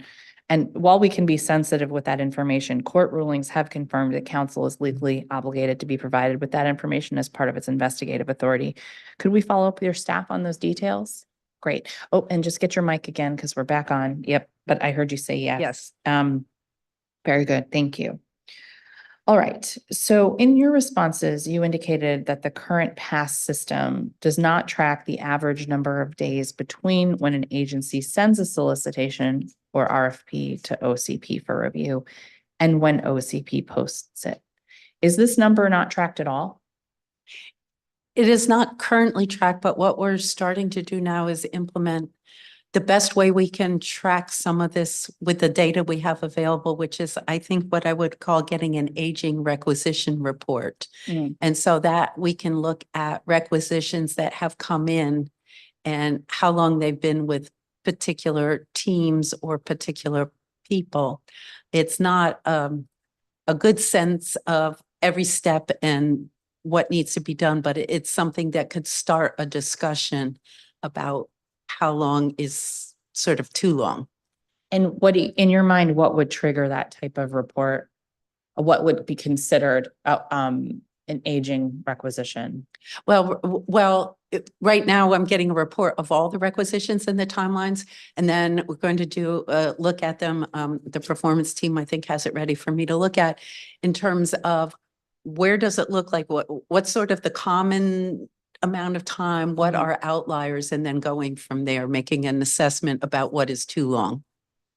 Oh, that's very interesting to me too. So I'd love to see what you come up with there, what the data looks like. Is there a required timeline by when your agency is supposed to post once receiving the solicitation? No, there is not a required timeline. Why not? Well, I think part of it depends on, again, the complexity and the type of solicitation. I would say the ones that are probably most likely to have not a posting timeline, but they have for small purchases of 100,000 and under, we want them to be completed within 10 days. So obviously they need to be posted promptly.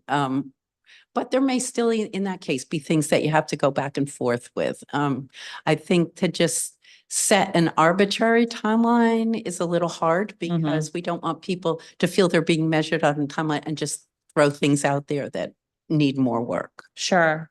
There's probably a balance though, and it's something we should think about and talk about more. And I think once we start looking at the requisition report, that's going to give more insight. Okay, great. And will it be tracked? Will this type of thing be tracked within the new system, the new cloud-based system? The new system will give more visibility.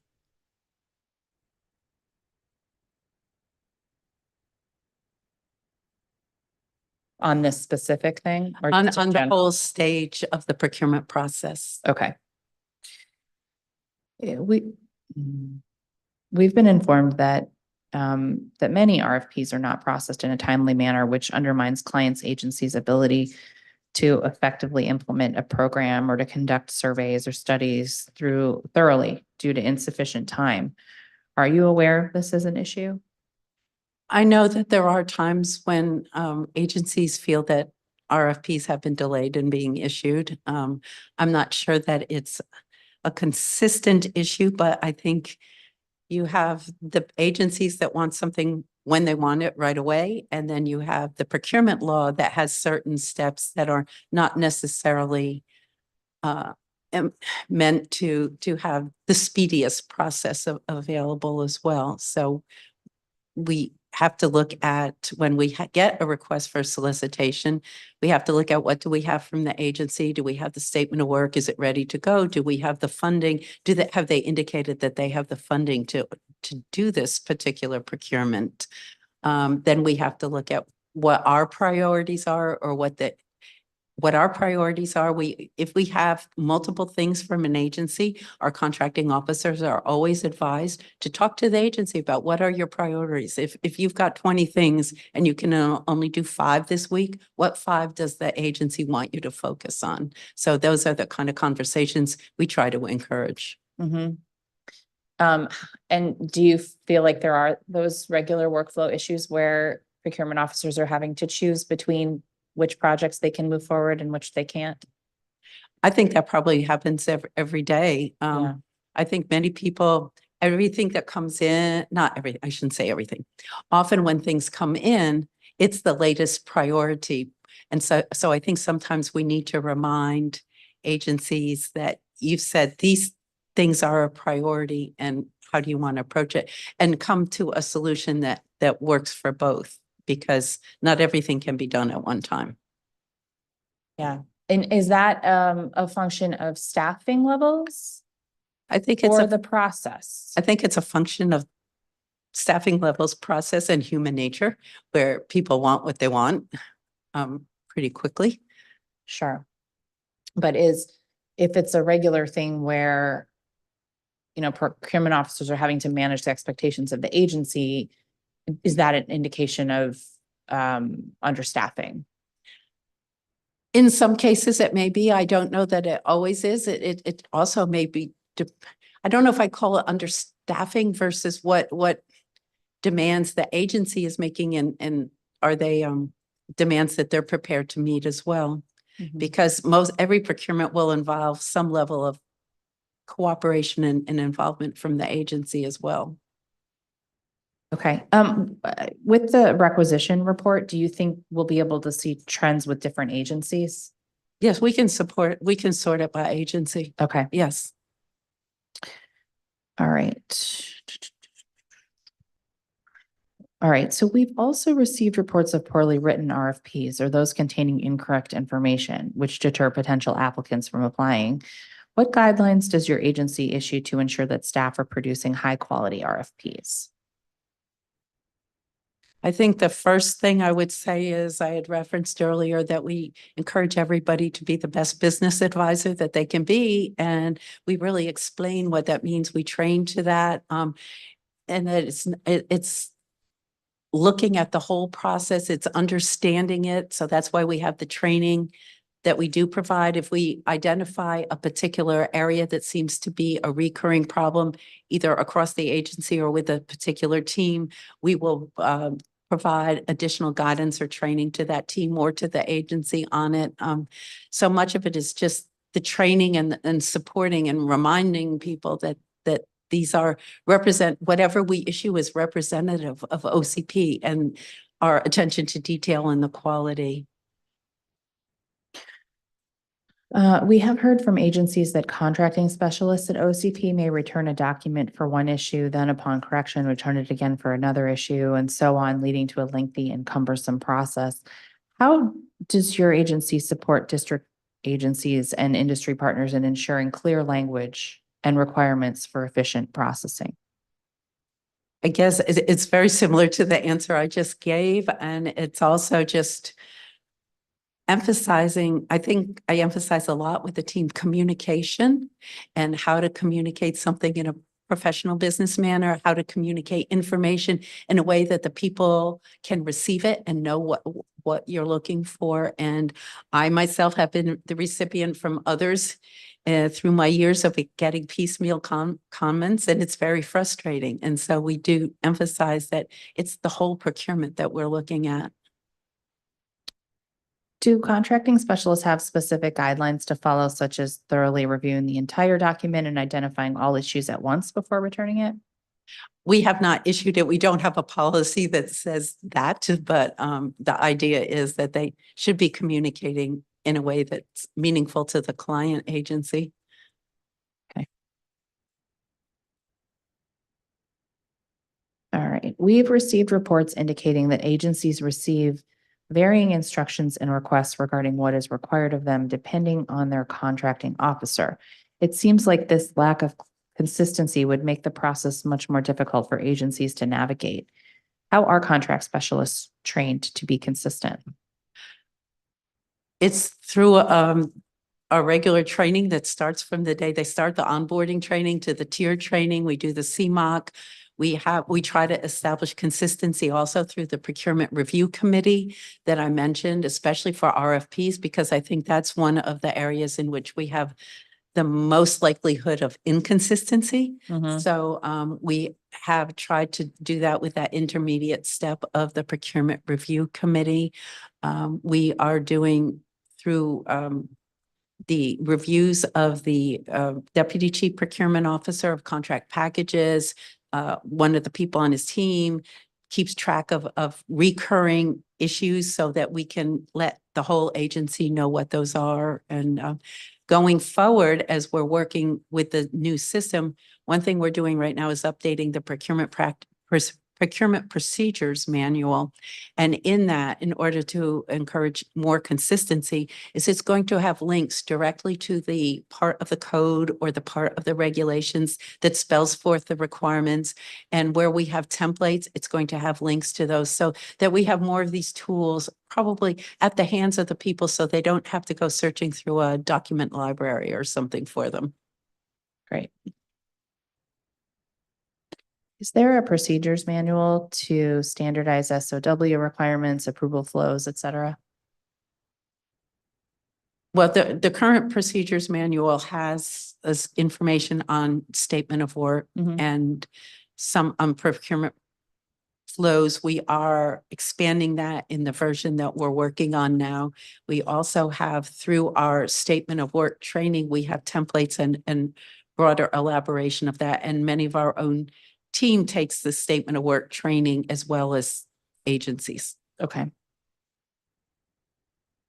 Are there clear guidelines on how to interact with agencies and what requirements to provide agencies and their role in the process?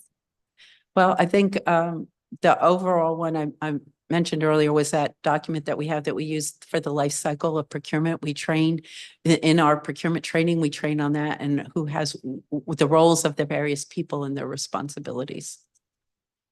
Can we see that one? Yes.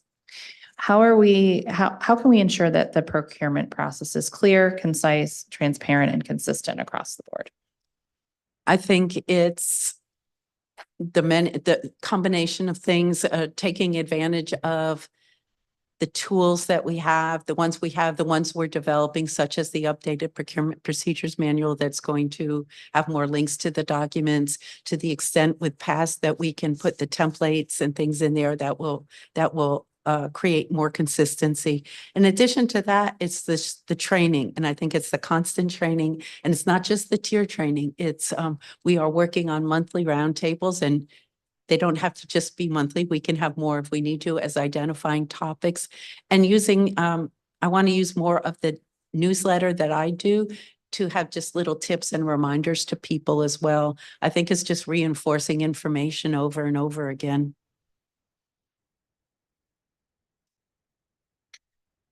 In your responses, you indicated that your agency does not currently track how frequently documents are returned to agencies. How would your agency implement a system to track this data in the future? I am not sure that tracking something that's the iterative process of developing a statement of work is productive in terms of each time somebody has a comment on it. Yeah. I definitely think being able to understand how long the statement of work development phase took is important, and then looking within that. So that's why I think for me, I would look more at how long does that phase take and why is it taking that long versus somebody tracking, okay, today I sent a comment back, tomorrow I got something back. That makes sense.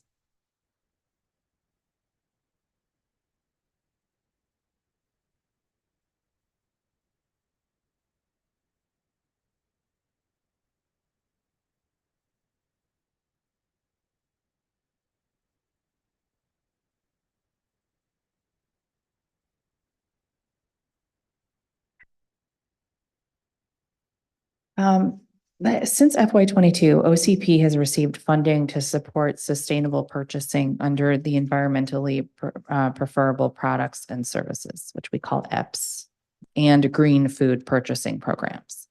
In September 2023, OCP confirmed that $271,000 was received annually from FY '22 to '24. In all, OCP has received at least $813,000 to implement the EPS and green food purchasing programs. In pre-hearing questions, the committee asked OCP to provide an accounting of this funding. In your response, you stated that OCP has used the funding to cover the cost of a program analyst. You also stated that this analyst devotes only 35% of their time on EPS and that the position existed before the new funding was allocated in FY '22. Notably, the position description does not mention EPS or sustainable purchasing at all.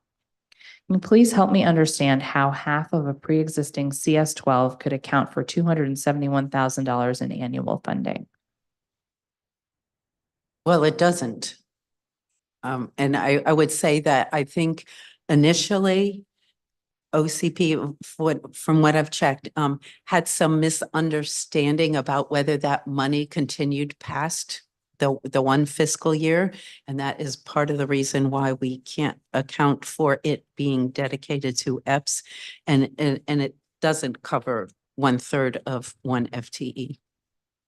I mean, the amount, I think I said that backwards. Sure, go ahead. I think the amount is more than the cost of 271 is more than the cost of 1/3 of one FTE. That's what I'm trying to say. Sure. So with the misunderstanding about whether or not those were recurring funds, where did they go?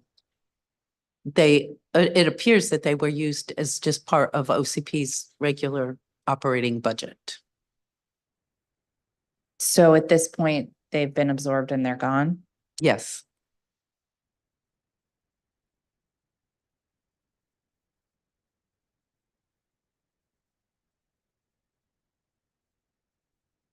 So are there any plans to hire additional staff? We hope to be able to dedicate more staff to the EPPS and I know we have questions coming up on green purchasing. To that, it may be out of carving time out of existing staff to the extent we have the ability to hire. We would like to hire one more person. So then you'd have like 1 1/3 Yeah. time on it? I think the staffing needs will become clearer as we're working through with DOEE in the next few months of how the certification process is going to work and who has responsibility for what and what the steps really are. So related to that, so the certification program is a significant undertaking that will affect contracting and procurement across the entire district government. And your responses describe nearly 24 activities that OCP will need to conduct to support the program. So you intend to hire at least one, or that's sort of an aspiration? It's probably somewhere between an intent and an aspiration. We would hope to be able to, that would cover both programs. But right now, what we're doing, what I've asked is our chief operating officer to assume more of a direct management role or senior leadership role in this. And so we are also looking, in the event that we cannot hire, we're also looking at ways to involve staff to support this effort. Okay.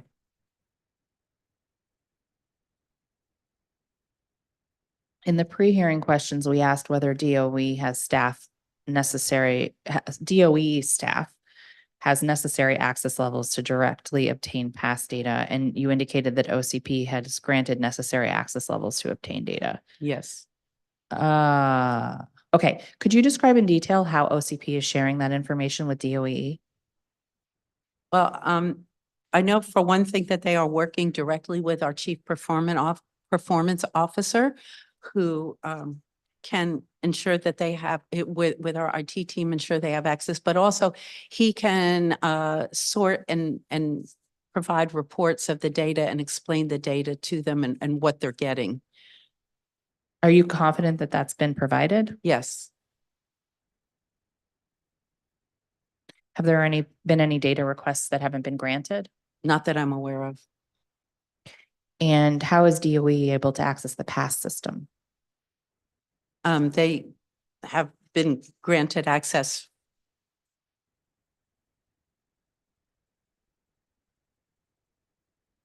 Are they able to, are DOE staff able to directly pull all contracts and purchase orders they need to review? I believe they are. Has DOE staff been directly connected with the PASS team? I'm going to say they've directly connected with our chief procurement officer, not procurement, chief performance officer, Okay. who is systems data and performance. So he would be the one. And if he needs to bring in the PASS team, then he would. Okay. Your response noted that you believe the EPS spend should be higher than what's reported and is not being recorded properly. What is OCP doing to correct this issue or to determine why EPS spend is not being properly captured? Well, I think the one thing we have to do is we have to indicate the senior leadership support for this. And I think we used to have an employee who was very dedicated to sustainable purchasing, and that person left. And I think that we have to reinvigorate the program. So that's certainly one thing we're looking to do, is reinvigorate it. And then I have, we'll be having some meetings with DOEE about how we're going to go forward on this, because I think it's, we each have a part to do with this, but we want to have a coordinated effort. So in terms of the EPS category in PASS, right now it's PASS on premise. We're not going to do modifications to the on-premise system as we're trying to go live. So we will be looking at how we incorporate the new process into the PASS cloud system.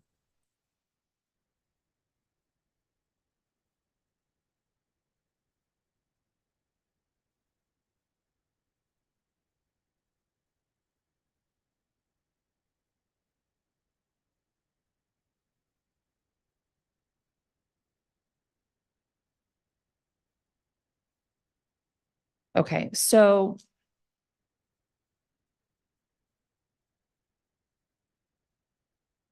reinvigorating the agency to focus on this, making sure it's a part of what everyone does. Should it be a task on your sustainability refresh schedule of deliverables? I think we probably need to take a look at that schedule of deliverables again. Okay.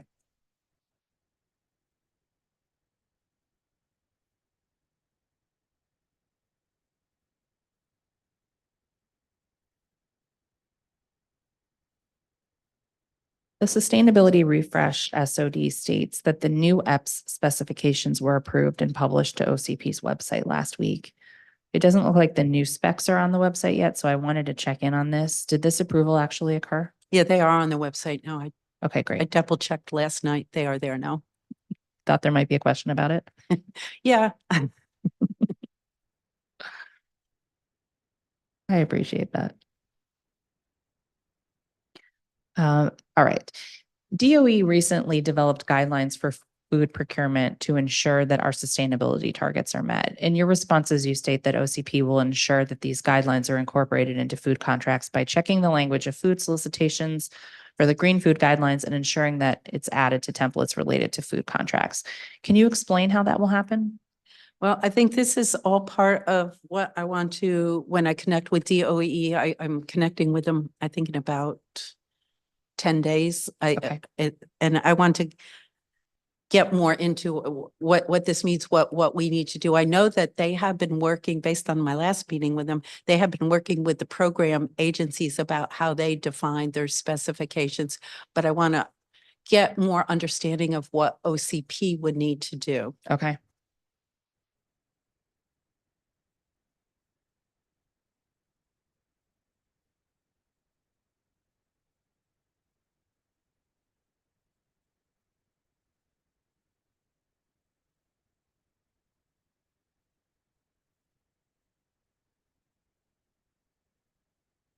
Does OCP maintain templates specific to food procurement?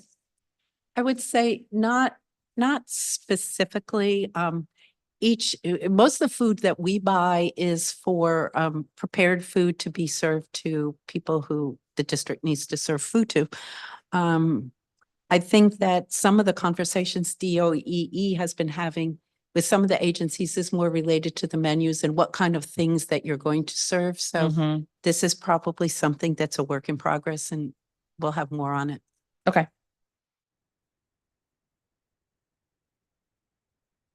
All right.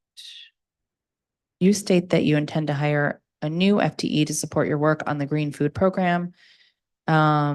Is this in addition to the person we just talked about for EPS? No, I think I view it as one person with Okay. the time being allotted as necessary.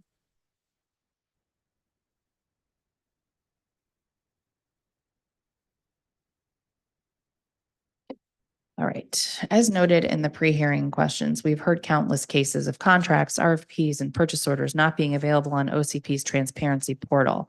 In your responses, you state that 93% of contracts are uploaded to the transparency portal. How did you calculate this figure? This is calculated by our Chief Performance Officers team, and they look at the number of contracts that should, when they look in past, that should be ready to be published, and then they look at the number that are published, and that's how they come up with a percentage. And it's for agencies under OCP support. It does not include the independent agencies.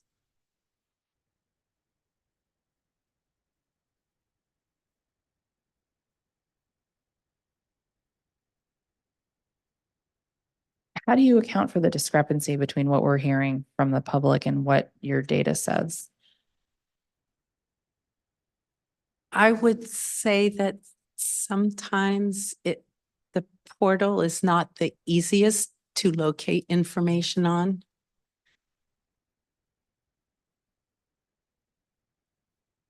And sometimes there is a lag too. It depends on, we might say 93% now, but sometimes if people are looking for it to be posted the day after it's warded, that probably isn't going to happen because we do have a legal review to make sure we're not posting information that should be redacted.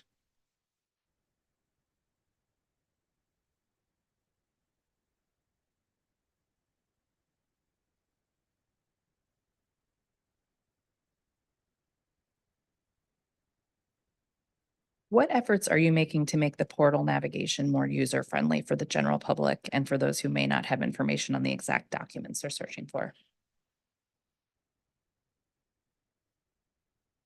The portal right now, we're probably not going to make a lot of changes to it right now because it is tied into the data that we get from PASS, and we're moving from PASS on premise to the on a PASS cloud system. We have had to limit the amount of reprogramming and support that we have to ask Octo for, because Octo, the team that supports PASS, is also working on the diffs issues as well. So our hope is that once we get some of that worked out and what the new data warehouse arrangement is going to be, then we can focus on reconfiguring the portal. Okay.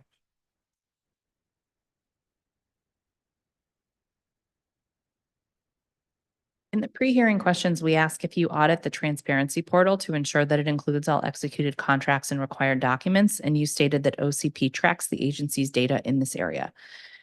Can you provide more detail about what this tracking looks like and how it ensures the transparency portal is comprehensive?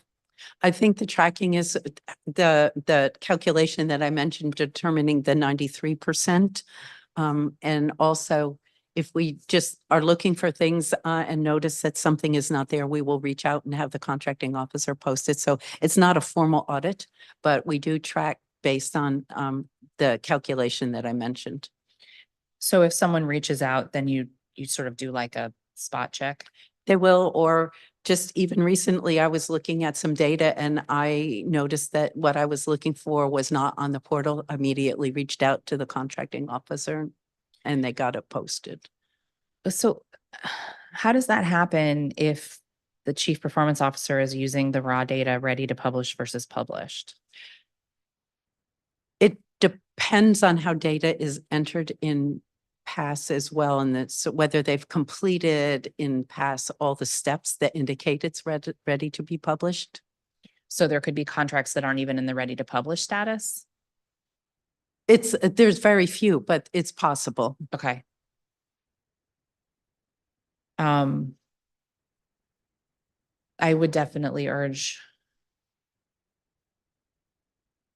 another way to backstop that so that it's not people stumbling across the missing contracts. Hopefully the new system will allow you to do that. The new system will help because the contracts will be generated in the system. Right now, with the contracts being generated being a Word document that people sign, then has to be scanned and uploaded. So there's more manual steps right now that have to occur. Then once we have the pass cloud, the documents will actually be generated in the system. Okay. Thank you. All right. And you also noted that OCP sends weekly reports to managers to facilitate awareness and improve the data in the transparency portal. What are the weekly reports? Well, we have the Chief Performance Officer sends 2 reports every week to the Deputy Chief Procurement Officer and the Chief Contracting Officers for the procurement clusters.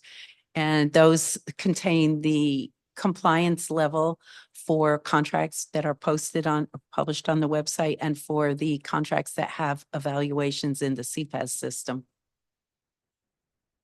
And then what happens? Well, then the expectation is it's not just the number, but especially for the CPAS, it will do more background on what the contracts are, who has issues that need to be addressed. It provides more of the background. And then the chief contracting officers are supposed to then relay that with their own teams to those contracting officers who will connect, or supposed to connect with the if it's with the program, if there's a system problem, they need to address the system problem. So figure out how to handle them. Okay. Thank you.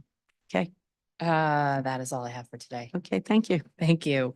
This concludes today's public oversight hearing. If you plan on submitting written testimony for the record, please do so by going to the council hearing management system at lims.dccouncil.gov/hearings. The record will close on Thursday, February 29th at 5:30 p.m. And I'd like to take a moment to remind folks that the Committee on Public Works and Operations will be holding several more performance oversight hearings over the next week, which are also posted on the council hearing management system. If you'd like to testify at any of these hearings, you can sign up there. The time is 1:53 p.m. and this hearing is adjourned.